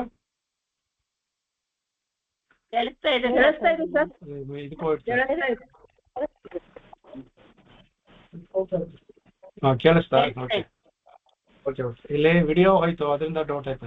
ಓಕೆ ಅವಾಗ ಕ್ಲೋಸ್ ಆಗಿತ್ತು, ಆಯ್ತು, ಈಗ ಪುನಃ ಬಂತು. ಓಕೆ, ಅಲ್ಲ ಮತ್ತೇನ ಹೇಳ್ಬೇಕಾಗುತ್ತೆ, ಅದಕ್ಕೆ ಹೇಳಿದೆ. ಅದರಿಂದ ಅವನ ಅಂತರ್ಯಾಮಿ ಆಗಿದ್ದವನು ಮಾಡುವ ಪಾಪ ಪುಣ್ಯಗಳಿಗೆಲ್ಲ ಲೆಕ್ಕ ಇಡ್ತಾನಲ್ಲ ಅವನು. ಅದರಿಂದ ಅವನು ಕೃತಜ್ಞ. ಜ್ಞ ಅಂದ್ರೆ ತಿಳಿಯೋದು, ಕೃತ ನಾವು ಮಾಡುವ ಕೃತಿಗಳನ್ನ ತಿಳಿಯೋದ್ರಿಂದ ಕೃತಜ್ಞ. ಉಪಕಾರ ಮಾಡೋದು ಒಂದು ಅರ್ಥ ಬೇರೆ, ಅದು ಆಗುತ್ತೆ. ಮಾಡುವುದನ್ನ ತಿಳಿಯೋದ್ರಿಂದ ಅವನು ಕೃತಜ್ಞ ಅಂದ್ರೆ ಒಳಗಡೆ ಕೂತ್ಕೊಂಡು ಎಲ್ಲವನ್ನೂ ತಿಳಿತಾನೆ. ಬೇರೆ ಯಾರಿಗಾದ್ರೂ ಲೋಕದಲ್ಲಿ ನಾವು ಯಾರಿಗಾದ್ರೂ ಮೋಸ ಮಾಡ್ಬೋದು, ಅಂತರ್ಯಾಮಿಯಾಗಿರೋ ಭಗವಂತನ ಮೋಸ ಮಾಡೋಕೆ ಸಾಧ್ಯವೇ ಇಲ್ಲ. ಏನ್ ಮಾಡಿದ್ರು ಅಲ್ಲಲ್ಲಿ ಹೊಟ್ಟೋಗ್ಬಿಡುತ್ತೆ. ಪ್ಲಸ್ ಇದ್ರೆ ಪ್ಲಸ್, ಮೈನಸ್ ಇದ್ರೆ ಮೈನಸ್, ಅಲ್ಲಲ್ಲಿ. ಹಾಗಾಗಿ ಆ ಸಂದರ್ಭ ಹೊಟ್ಟೋಗ್ಬಿಡುತ್ತೆ. ಅದು ಈ ತರ ಎಷ್ಟು ಪ್ಲಸ್ ಮೈನಸ್ಗಳಿದೆಯೋ ಅದನ್ನೆಲ್ಲ ಅವನು ಸೇರಿಸೋದಿಲ್ಲ. ಪ್ಲಸ್ ಮೈನಸ್ ಅನ್ನ ಪ್ಲಸ್ಗೆ ಒಳ್ಳೇದು ಕೊಡ್ತಾನೆ, ಮೈನಸ್ಗೆ ಅದು. ಅದರಿಂದ ಲೋಕದಲ್ಲಿ ತಾರತಮ್ಯ ಉಂಟಾಗೋದು. ಬಡವ ಬಲ್ಲಿದ, ಒಬ್ಬ ಕ್ರೂಪಿ, ಒಬ್ಬ ಸುರೂಪಿ, ಒಬ್ಬ ಕೈ ಇಲ್ದವನು, ಕಾಲಿಲ್ದವನು, ಕಣ್ಣಿಲ್ದವನು, ಕಿವಿ ಕೇಳ್ದವನು, ಎಲ್ಲವೂ ಸಹ ನಾವು ಮಾಡಿದಂತಹ ಕರ್ಮದ ಪ್ರತಿಫಲನವಾಗಿ ನಮಗ್ ಬರ್ತಾ ಇದೆ. ಅದನ್ನೇ ಹೇಳ್ತಾರೆ ಅದಕ್ಕೆ. ಅದರಿಂದ ಕೃತಜ್ಞ ಜ್ಞಾಪಕಂಡ್ಕೊಳ್ಳಿ. ಕೃತಜ್ಞ ಏನಾದ್ರು ಮಾಡಿದ್ರೆ ಒಳಗಡೆ ಇದ್ದಾನೆ ಭಗವಂತ, ನೋಡ್ತಾ ಇದ್ದಾನೆ, ತಿಳ್ಕೊಳ್ತಾನೆ ಅಂದ್ಬಿಟ್ಟು ನಾವು ಅಂದ್ಕೊಂಡ್ರೆ ಆವಾಗ ಮಾಡುವ ಸ್ವಲ್ಪ ಇದು ಕಡಿಮೆ ಆಗುತ್ತೆ. ಪೂರ್ಣ ಕಡಿಮೆ ಆಗದೆ ಅದು ಸ್ವಲ್ಪ ಹೋದ್ರೂ ಕಡಿಮೆ ಆಗುತ್ತೆ. ಅದನ್ನು ಹೇಳ್ತಾರೆ. ಆಮೇಲೆ ಇವರು ಅದೇ ಹೇಳ್ತಾರೆ, ಪತ್ರ ಪುಲ್ಪಾದ್ಯ ವಲ್ಪಿ ಪ್ರಯಚ್ಛತಾಂ ಮೋಕ್ಷಂ ದದಾತೀತೆ ಇವ. ಅದೆಲ್ಲ ಫಲಂ ಪುಷ್ಪಂ ಪತ್ರಂತೋಯಂ ಏಮೇ ಭಕ್ತ ರಚತೆ ಭಗವಂತ ಹೇಳ್ತಾನೆ ಗೀತೆಯಲ್ಲಿ. ಅದರಿಂದ ಅವನು ಏನೇ ಒಂದು ಸಣ್ಣ ಒಂದು ನೀರಿಗೂ ಕೊಟ್ಟರು ಸಹ ಮೋಕ್ಷದವರೆಗೂ ಕೊಡ್ತಾನೆ ಹೇಳ್ತಾ ಇರ್ತಾರೆ. ಮೋಕ್ಷಂ ದದಾತಿ ಇತಿ ವಾ, ಅದರಿಂದಲೂ ಸಹ ಅವನು ಕೃತಜ್ಞ. ಅಂದ್ರೆ ನಾವು ಮಾಡಿದ್ದಕ್ಕೆ ಉಪಕಾರ ಪ್ರತ್ಯುಪಕಾರ ಮಾಡೋದ್ರ ಅದರಿಂದಲೂ ಕೃತಜ್ಞ. ಎರಡನ್ನೂ ಹೇಳ್ಬಿಟ್ರಿ ಇವರು ಅದನ್ನ ಆಮೇಲೆ ಪುರುಷ ಪ್ರಯತ್ನ ಕೃತಿ ಕ್ರಿಯಾವ ಸರ್ವಾತ್ಮಕತ್ವಾತ್ ತದಾಧಾರತಯವಾ ಲಕ್ಷ್ಯತೆ ಕೃತ್ಯ ಇತಿ ವಾ ಕೃತಿ. ಆ ಕೃತಿ ಅನ್ನೋದಕ್ಕೆ ಇವಾಗ ಹೇಳ್ತಾರೆ ಕಡೆಗೆ ಅವನು ಅಂದ್ರೆ ನಾವು ಪುರುಷ, ನಾವು ಮೇಲ್ನೋಟಕ್ಕೆ ಏನಾಗುತ್ತೆ, ಏನಾದ್ರು ಒಂದು ಮಾಡಿದ್ರೆ ನಮ್ಮ ಪ್ರಯತ್ನ ಅನ್ಕೊಳ್ತೀವಿ. ದೇವರ ಆರಾಧನೆ ಮಾಡೋದು, ಒಂದು ದೇವಸ್ಥಾನಕ್ಕೆ ಹೋಗೋದು, ಒಂದು ಮಾಡೋದು, ಅವಾಗ ಆ ಪ್ರಯತ್ನ ನಾವು ಮಾಡ್ತೀವಿ. ಅವಾಗ ಲೋಕದವ್ರು ನಾವು ಮಾಡ್ತಾ ಇದೀವಿ ಅಂತ ತಿಳಿಯುತ್ತೆ. ಅದನ್ನೇ ಹೇಳ್ತಾರೆ ಪುರುಷ ಪ್ರಯತ್ನ ಯತ್ವ ಅಂತ. ಅದಕ್ಕೆ ಕೃತಿ ಇದೆಯಲ್ಲ, ಅದಕ್ಕೂ ಆ ಕೃತಿಗೂ ಸಹ ಆತ್ಮನಾಗಿದ್ದು ಅವನು ಮಾಡಿಸ್ತಿದ್ದೆ. ಅವ್ರು ಭಟ್ರು ಹೇಳ್ದಂಗೆ ಆತ್ಮನಾಗಿದ್ದು ಭಗವಂತ ಮಾಡಿಸೋದ್ರಿಂದ, ನಾವು ಮಾಡುವ ಕೆಲಸ ಅವನು ಮಾಡಿಸೋದ್ರಿಂದ ನಿಜವಾದ ಕಾರಕ ಅವನೇ ಕೃತಿ ಮಾಡೋದು ಅವನೇ. ನಾವು ಮೇಲ್ನೋಟಕ್ಕೆ ಒಂದು ಬೊಂಬೆ ಇದು ಮಾಡ್ತೀವಿ ಅಷ್ಟೇ, ಕೈ ಆಡಿಸ್ತೀವಿ, ಮಾಡೋನು ಅವನೇ ಅಂತ ಹೇಳ್ತಾರೆ. ಅದರಿಂದ ಕೃತಿ ಅಂತಾರೆ. ಅವನು ಎಲ್ಲಕ್ಕೂ ಆತ್ಮನಾಗಿದ್ದಾನೆ, ಅದಕ್ಕೆ ಆಧಾರನಾಗಿದ್ದಾನೆ. ಅದಕ್ಕೆ ಅದು ಕೃತಿ ಶಬ್ದಕ್ಕೆ ಲಕ್ಷಣಾರ್ಥ ಅಂತ ಹೇಳ್ತಾರೆ. ಆತ್ಮನಾಗಿರೋದು ಕೃತಿ ಶಬ್ದಕ್ಕೆ ಲಕ್ಷಣಾರ್ಥ. ಕೃತಿ ಅಂದ್ರೆ ಏನಂದ್ರೆ ಲಕ್ಷಣಾರ್ಥ, ಅದು ಒಳಗಡೆ ಇರೋ ಭಗವಂತ ಅಂತ ಅದು ಲಕ್ಷಣ ಶಬ್ದ, ಅದು ಒಂದು ಲಕ್ಷಣಾರ್ಥವಾಗಿ ಹೇಳಾಗುತ್ತೆ ಅಂತ ಹೇಳ್ತಾರೆ. ಅದಕ್ಕೆ ಆಮೇಲೆ ಹೇಳ್ತಾರೆ ಅದಕ್ಕೆ ಆತ್ಮವಾನ್ ಅದನ್ನ ಹೇಳ್ತಾರೆ. ಸ್ವಹಿಮ್ನ ಪ್ರತಿಷ್ಠಿತತ್ವಾದ ಆತ್ಮವಾನ್, ಅದನ್ನ ಹೇಳ್ದ ನಮ್ಗೆ ಸ ಭಗವಃ ಕಸ್ಮಿನ್ ಪ್ರತಿಷ್ಠಿತೆ ಇತಿ. ನಾನು ಇದು ಹೇಳಿದಾಗೆ ಚಾಂದೋಪನಿಷತ್ ದೇವರು ಹೇಳ್ತಾರೆ, ಭಗವಂತ ಯಾವ್ದಲ್ಲಿ ಕಸ್ಮಿನ್ ಪ್ರತಿಷ್ಠಿತ ಇದೆ ಅನ್ನುವಾಗ ಸ್ವಯಂನಿ ಅಥವಾ ಸ್ವಮಹಿಮ ಪ್ರತಿಷ್ಠಿತತ್ವಾದ ಆತ್ಮವಾನ್ ಅಂತ, ತನ್ನ ಮಹಿಮೆಯಲ್ಲೇ ಪ್ರತಿಷ್ಠಿತ ಆದ್ರಿಂದ ಆತ್ಮವಾನ್ ಅಂತ ಹೇಳ್ತಾರೆ ಅಂತ ಅದನ್ನು ತಗೊಂಡಿದ್ದಾರೆ. ಚಾಂದೋಗ್ಯ ಶ್ರುತಿಯನ್ನು ಸಹ ತಗೊಂಡು ತೋರಿಸ್ಕೊಳ್ತಾರೆ ಅದಕ್ಕೆ. ಇದು ಶಂಕರಾಚಾರ್ಯರ ಭಾಷ್ಯ. ಇದಕ್ಕೆ 12 ನಾಮಗಳಿಗೆ ಇದು ಭಾಷ್ಯ. ಇನ್ನು ಇವ್ರದ್ದು ನೋಡೋಣ.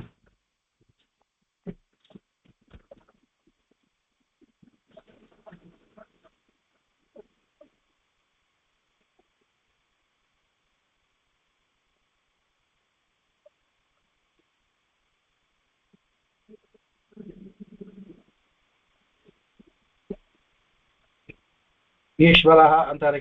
ಈಶೇಭ್ಯೋ ಬ್ರಹ್ಮಾದಿಭ್ಯ ವರಹ ಈಶ್ವರ ಅಂತಾರೆ. ಅವನು ಬ್ರಹ್ಮಾದಿಗಳಿಗಿಂತ, ಬ್ರಹ್ಮಾದಿಭ್ಯ ಅಂದ್ರೆ ಬ್ರಹ್ಮ ಆದಿ, ಬ್ರಹ್ಮ ಶಿವ ಇಂದ್ರ ಎಲ್ಲ ದೇವತೆಗಳು ಅವರೆಲ್ಲರಿಗಿಂತೂ ಸಹ ವರಹ ಶ್ರೇಷ್ಠನಾದವನು, ಅವರನ್ನು ನಡೆಸೋನಾದ್ರಿಂದ ಅವನಿಗೆ ಈಶ್ವರ ಅನ್ಬಿಟ್ಟು ಅಂತ ಹೇಳ್ತಾರೆ ಕಡೆಗೆ. ಆಮೇಲೆ ಇವರು ಇನ್ನೊಂದು ತಗೊಳ್ತಾರೆ, ಅಸ್ಯ ಸ್ತ್ರೀ ಈ ಲಕ್ಷ್ಮಿ. ಈ ಸ್ತ್ರೀ ಎನ್ನುವಾಗ ಈ ಅಂತ ತಗೊಳ್ತಾರೆ. ಈ ಅಂದ್ರೆ ಲಕ್ಷ್ಮೀ, ಅವ್ರ ಶ್ವ ಅಂದ್ರೆ ಪ್ರಾಣವಾಯು. ಸೊ ಇವು ಎರಡವನ್ನೂ ಸಹ ಶ್ವಾವೈ ವಾಯು ಶ್ವಸನಾದಿತಿ ಋಗ್ಭಾಷ್ಯದಲ್ಲಿ ಬರುತ್ತೆ. ಶ್ವಾವೈ ವಾಯು ಅಂತ, ಶ್ವ ಅಂದ್ರೆ ವಾಯು ಅನ್ಬಿಟ್ಟು ಅಂತ.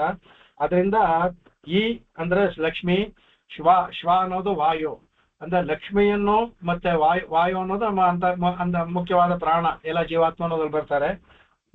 ಇವರಿಬ್ಬರಿಗೂ ಸಹ ಅವನು ಒಡೆಯನಾಗಿರೋದ್ರಿಂದ, ಇಲ್ಲ ಅವರೆಲ್ರಿಗೂ ಸಹ ಅವನ ಅದರಿಂದ ಅವನಿಗೆ ಈಶ್ವರ ಅಂದ್ಬಿಟ್ಟು, ಲಕ್ಷ್ಮಿಗೂ ಮತ್ತೆ ಎಲ್ಲಾ ಜೀವತತ್ವಗಳಿಗೂ, ವಾಯುವನ್ನು ಎಲ್ಲ ಜೀವತತ್ವ, ಎಲ್ಲಾ ಜೀವಿಗಳಿಗೂ ಅವನು ಒಡೆಯನಾದ್ರಿಂದ ಈಶ್ವರ ಅಂತ ಹೇಳ್ಬಾರ್ದು. ಆಮೇಲೆ ಕಡೆಗೆ ಆಮೇಲೆ ಈಶ್ವಾಭ್ಯಾಂ ರಾಜತೆ ಇತಿ ಈಶ್ವರ ಅಂತ ಹೇಳ್ತಾರೆ ಕಡೆಗೆ. ಅವನು ರಾಜತೆ ಅಂದ್ರೆ ತೇಜಸ್ವಿ ಆಗಿದ್ದಾನೆ. ಈ ಈಶ್ವರ ಅಂತ ಇವ್ರು ಹೇಳ್ತಾರೆ. ಈಶ್ವರ ಅನ್ನೋದು ಲೋಕರೂಢಿಯಲ್ಲಿ ನಾವು ಈಶ್ವರ, ಬ್ರಹ್ಮ, ಇವರಿಗೆಲ್ಲೂ ಈಶ್ವರ ಅಂತ ಹೇಳ್ತೀವಿ. ಅದಕ್ಕೆ ಈಶಾಭ್ಯಾಂ, ಇಂತಹ ಈಶ್ವರಗಳ ಮಧ್ಯೆ ರಾಜತೆ, ಅವನು ತೇಜಸ್ವಿ ಆಗಿದ್ದಾನೆ, ಅದರಿಂದ ಅವನು ಈಶ್ವರ ಅಂತ ಹೇಳ್ತಾರೆ ಕಡೆಗೆ. ಆಮೇಲೆ ಈಶ್ವರ ಸರ್ವಭೂತಾನಾಂ ಹೃದಯ ತಿಷ್ಠತಿ ಅರ್ಜುನ ಅಂತ ಗೀತೆಯಲ್ಲಿ ಬರ್ತಲ್ಲ, ಅದನ್ನು ತೆಗೆದು ತೋರಿಸ್ತಾರೆ ಕಡೆ ಅದರಲ್ಲಿ. ಆಮೇಲೆ ಕಡೆಗೆ ಆಮೇಲೆ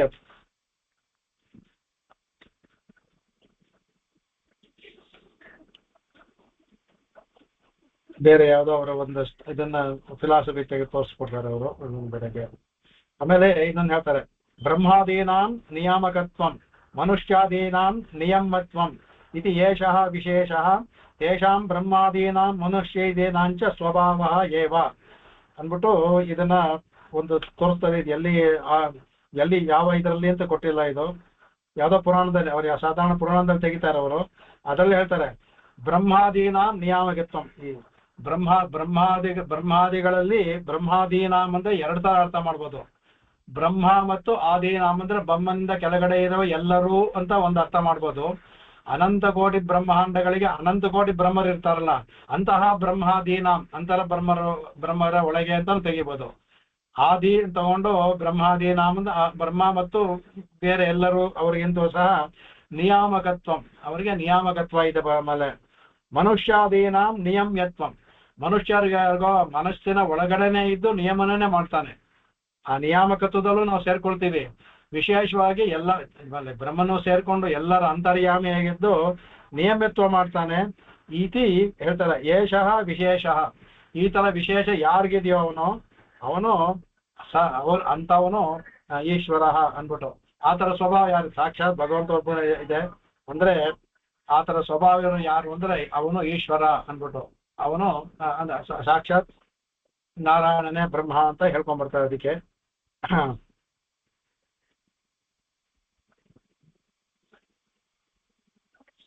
ಇದರಲ್ಲಿ 2-3 ಶ್ಲೋಕ ತೋರಿಸ್ಕೊಳ್ತಾರೆ ಕಡೆಯಲ್ಲಿ. ಈಶ್ವರ ಬಹಳ ಕಡೆಗೆ ಮೇಲೆ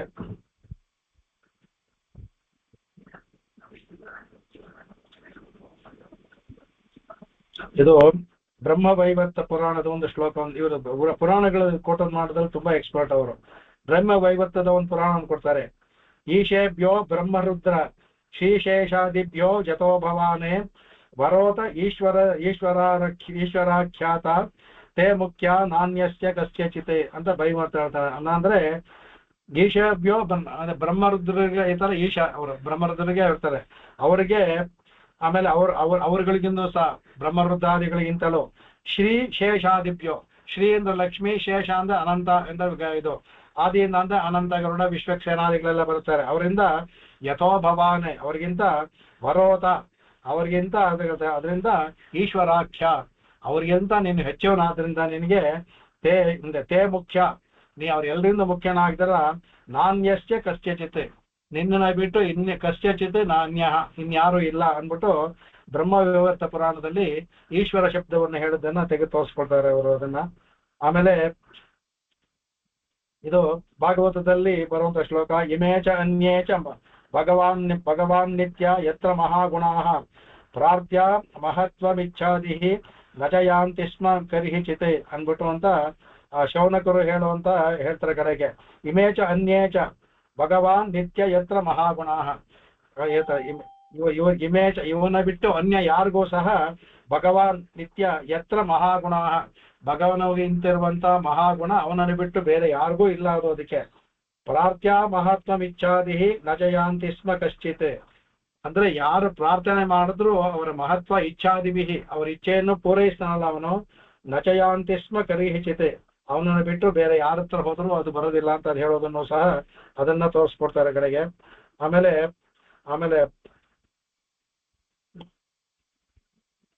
ಬ್ರಹ್ಮತರ್ಕ ಅಂತ ಅವ್ರದ್ದು ಒಂದು ಗ್ರಂಥ ಇದೆ, ಅದನ್ನು ತೋರಿಸ್ಕೊಡ್ತಾರೆ.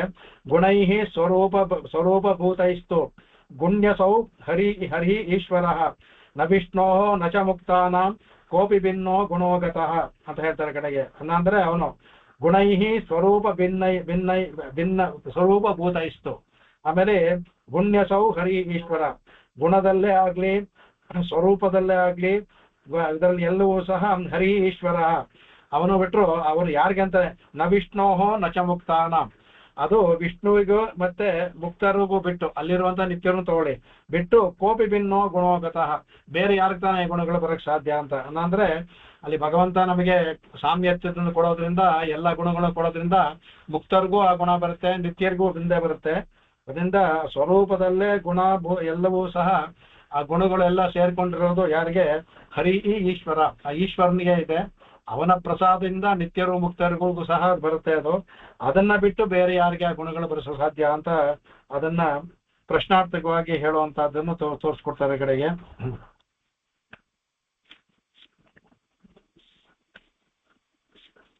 ಆಮೇಲೆ ಉತ್ತಮ ಪುರುಷಸ್ತನ್ನೇ ಅದನ್ನು ತೋರಿಸ್ಕೊಡ್ತಾರೆ ಅಲ್ಲಿ. ಅದನ್ನ ಭಗವಂತನ ಅವನು ಅವಾಗ ಈಶ್ವರನಿಗೆ ಉತ್ತಮ ಪುರುಷಸ್ತನ್ಯ ಗೀತಾ ಶ್ಲೋಕ ಬರುತ್ತಲ್ಲ, ಇದು ಸುಮಾರು ಹೇಳ್ಕೊಂಡು ಅದನ್ನು ತೆಗೆದು ತೋರಿಸ್ಕೊಟ್ಟಿದ್ದಾರೆ ಅದಕ್ಕೆ. ಆಮೇಲೆ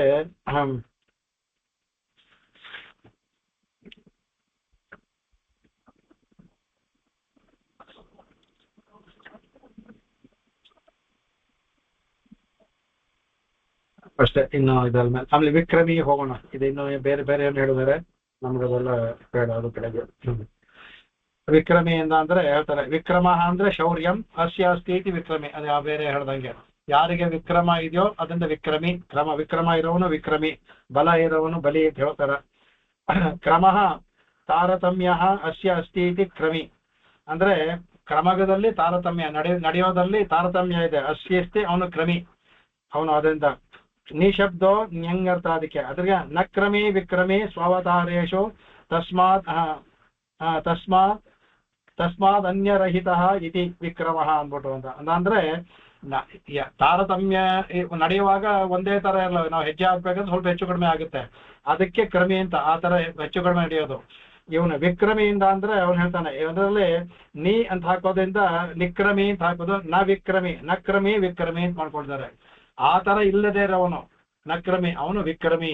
ಅಂದ್ರೆ ಅವನ ಭಗವಂತ ನಡಿಗೆ ಒಂದೇ ತರ ಇರುತ್ತೆ, ಅದನ್ನ ಈ ಹೆಚ್ಚು ಕಮ್ಮಿ ಹುಡುಕೋಕ್ ಸಾಧ್ಯವಿಲ್ಲ. ಅದರಿಂದ ಅವನ ಅವತಾರೇಶು ಸಹ, ಅವತಾರ ಕಾಲಗಳಲ್ಲೂ ಸಹ ಒಂದು ತೂಕದ ಅವನ ನಡೆಗಿದೆ ಎಲ್ಲವೂ ಒಂದೇ ತರ ಇರುತ್ತೆ. ಅದು ಅವನ ಅವತಾರ ಕಾಲದಲ್ಲಿ ಅಲ್ಲಿರಾಗ್ಲಿ ಒಂದೇ ತರ ಇರುತ್ತೆ. ಅದರಿಂದ ಅವನು ವಿಕ್ರಮಿ ಅಂತ ಸ್ವಲ್ಪ ಬೇರೆ ತರ ಅರ್ಥವನ್ನ ಮಾಡಿದ್ದಾರೆ ಕಡೆಗೆ. ಅದನ್ನ ರಾಮ ಕೃಷ್ಣ ಅವತಾರಗಳು ನಾವು ಕಂಡ್ಕೋಬಹುದು. ಅದು ನೋಟಕ್ಕೆ ನಮಗೆ ಏನ್ ಗೊತ್ತಾಗದೆ ಆದ್ರೂ ಒಂದೇ ತರ ಇರುತ್ತೆ ಅವನ ನಡೆಗಳು ಅಂದ್ಬಿಟ್ಟು ಅಂತ ಹೇಳ್ತಾರೆ ಅದಕ್ಕೆ.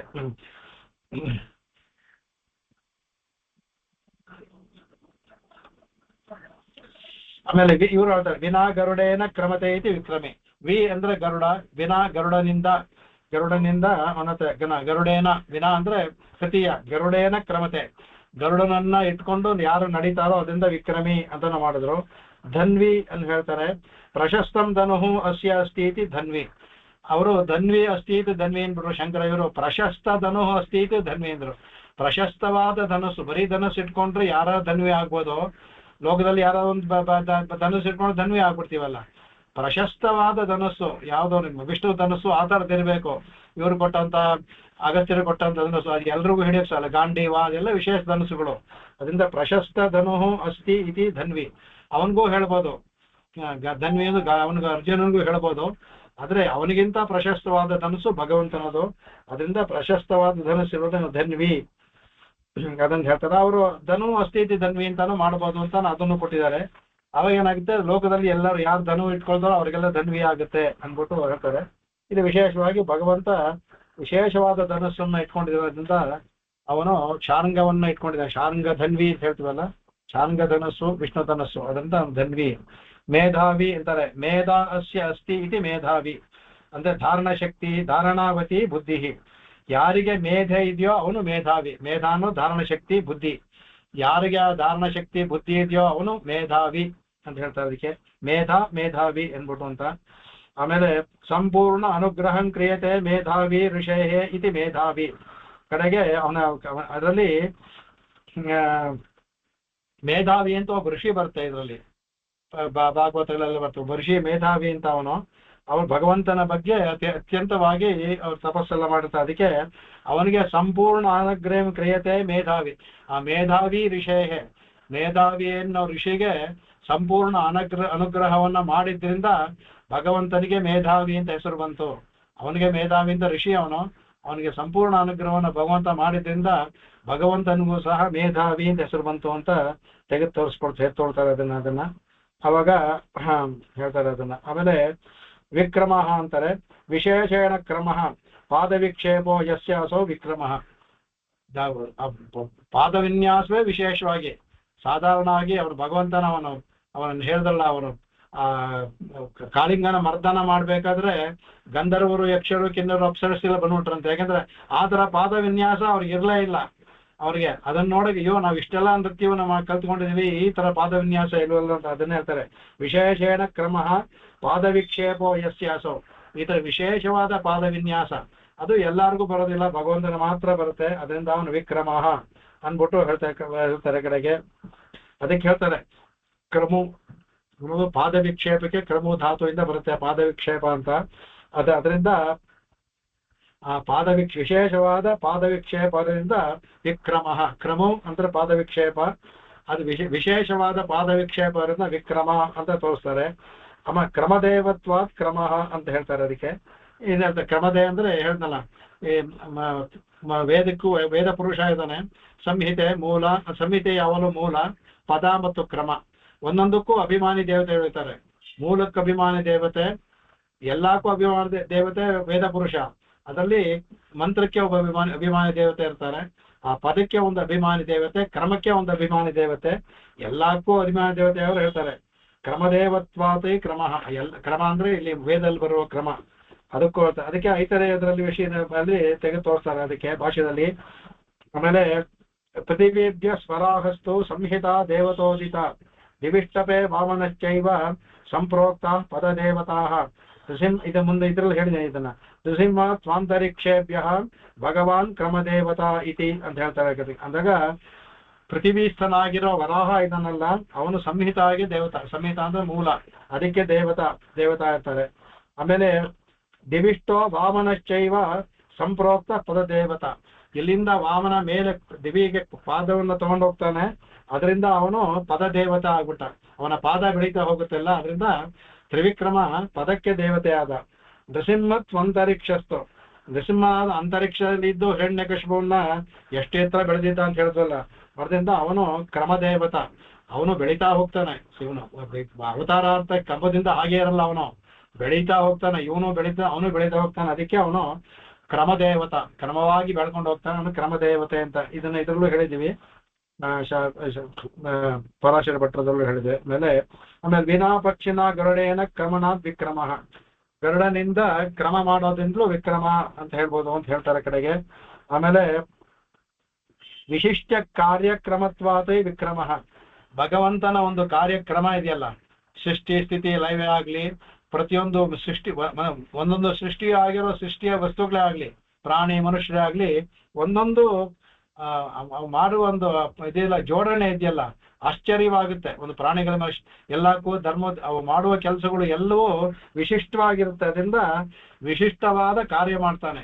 ಈಗ ನಾವು ಮಾಡುವಂತ ಕೆಲಸ, ಗೂಡು ಕಟ್ಟುತ್ತೆ ಪಕ್ಷಿ, ನೋಡಿದೀರ ಎಷ್ಟು ಚೆನ್ನಾಗಿ ಗೂಡು, ಅದಕ್ಕೆ ಯಾರು ಹೇಳ್ಕೊಟ್ರು, ಎಲ್ಲಿ ಕಲ್ತ್ಕೊಂತದ್ದು, ಅದನ್ನ ಭಗವಂತ ಅದಕ್ಕೆ ಅವನು ಮಾಡ್ಕೊಟ್ಟಿದ್ದಾನೆ. ಅವುಗಳ ತಲೆಯಲ್ಲಿ ಧರ್ಮಭೂತ ಜ್ಞಾನದಲ್ಲಿ ಇಟ್ಟಿದ್ದಾನೆ. ಅಲ್ಲಿಂದ ತಂದು ಹುಲ್ಲು ಗಿಲ್ಲು ತಂದು ಕೊಟ್ಟು ಅದಕ್ಕೊಂದು ಇದೆಲ್ಲ ಮಾಡಿ ಎಷ್ಟು ಚೆನ್ನಾಗಿ ಕಟ್ಟುತ್ತೆ ಅದು. ಅದರಿಂದ ಅವನು ವಿಕ್ರಮ ಅಂತ. ಅಂದ್ರೆ ವಿಚಿತ್ರವಾಗಿ ಕೆಲಸವನ್ನು ಮಾಡ್ತಾನಲ್ಲ ಅವನು, ವಿಶಿಷ್ಟವಾಗಿ ಕೆಲಸ ಮಾಡೋದ್ರಿಂದ ಅವನು ವಿಕ್ರಮ ಅಂತ ಹೇಳ್ತಾರೆ. ಕ್ರಮ ಅಂತ ಹೇಳ್ತಾರೆ. ಕ್ರಮ ಹೇತುತ್ವಾತ್ ಕ್ರಮ ಅಂದ್ರೆ ನಡೆಯುವಿಕೆಗೆ ಚಾಲನೆ ಮಾಡೋದಕ್ಕೆ ಅವನೇ ಹೇತು. ಇದೆಲ್ಲರೂ ಅದೇ ಹೇಳ್ತಾರೆ, ಮೂರು ಅದೇ ಹೇಳಿದ್ದಾರೆ, ಕ್ರಮ ಹೇತುತ್ವಾತ್ ಕ್ರಮ ಅಂತ. ಅದರಿಂದ ಅವನು ಎಲ್ಲರಿಗೂ ಸಹ ಇದು ಆಮೇಲೆ ಹೇಳ್ತಾರೆ ಕಡೆ ಅದರಲ್ಲಿ. ಆಮೇಲೆ ಇವ್ರು ಇನ್ನೊಂದು ಹೇಳ್ತಾರೆ, ಕ್ರಮ ಅಂತ ಹೇಳ್ಬೇಕಾದ್ರೆ ಇದನ್ನ ಹೇಳ್ತಾರೆ ಅದರಲ್ಲಿ. ಇವರು ಅದಕ್ಕೆ ಕ್ರಮ ಹೇತುತ್ವ ಇನ್ನೊಂದು ಕೊಡ್ತಾರೆ. ಅವನು ಭಗವಂತ ವೇದವನ್ನ ಬಂದು ಅವನ ಜೊತೆಲಿ ಭಗವಂತನ ವೇದವು ಸೃಷ್ಟಿ ಆಯಿತು. ಆ ಸೃಷ್ಟಿಯನ್ನ ಕ್ರಮವಾಗಿ ಬಿಟ್ಟ. ಮೊದಲು ಋಕ್, ಆಮೇಲೆ ಯಜುಸ್, ಆಮೇಲೆ ಸಾಮ, ಆಮೇಲೆ ಅಥರ್ವ, ಈ ಕ್ರಮದಲ್ಲಿ ಭಗವಂತ ಇಟ್ಟ ಅದನ್ನ. ಅದರಿಂದಲೂ ಸಹ ಕ್ರಮ ಅನ್ಬಿಟ್ಟು ಅಂತ. ಇದೇ ಕ್ರಮದಲ್ಲಿ ಮೊದಲು ಮೂಲ ಋಕ್ಕೆಲ್ಲ ಮಂತ್ರವಾದದ್ದು, ಆಮೇಲೆ ಅದನ್ನ ಯಜ್ಞ ಆಗಾದ್ ಮಾಡ್ಬೇಕಾದ್ರೆ ಅದಕ್ಕೆ ಮಶಣವಾಗಿರುವಂತದ್ದು, ಅದಕ್ಕೆ ಯಜಸ್ಸನ್ನ ಇಟ್ಟ. ಆಮೇಲೆ ಅದಾದ್ಮೇಲೆ ಯಜಸ್ಸಿಗೆ ಬೇಕಾಗಿದ್ದು ಗಾಯನ ಬೇಕು, ಅದಕ್ಕೆ ಸಾಮಗಾಯನ ಮಾಡೋದಕ್ಕೆ ಅದನ್ನ ಬೇಕು. ಆಮೇಲೆ ಅಥರ್ವೇದ, ಅದರೆಲ್ಲ ಔಷಧಿಗಳು ಅದು ಇದು ಎಲ್ಲ ಮಂತ್ರಗಳು ಬರ್ತಾ ಇದ್ರು.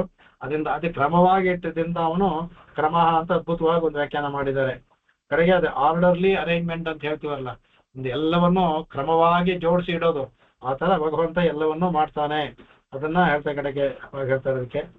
ಆಮೇಲೆ ಕ್ರಮಣಾತ್ ಕ್ರಮ ಅಂದ್ರೆ ಅವನು ಭಗವಂತ ಮೊದಲಿನ ಲೋಕದಲ್ಲಿ ಮೊದಲನೇ ಹೆಜ್ಜೆ ಇಟ್ಟವನೇ ಅವನು, ವಾಮನಾವತ ಇಲ್ಲೇ ಆಗ್ಲಿ ಹೆಜ್ಜೆ ಇಟ್ಟವನು. ಅದರಿಂದ ಕ್ರಮಣಾತ್ ಕ್ರಮ, ಮೊದಲು ನಡೆದಿದ್ದು ಅವನು, ಅದರಿಂದ ಅವನು ಕ್ರಮ ಅಂತ ಹೇಳ್ಕೊಡ್ತಾರೆ ಕಡೆಗೆ.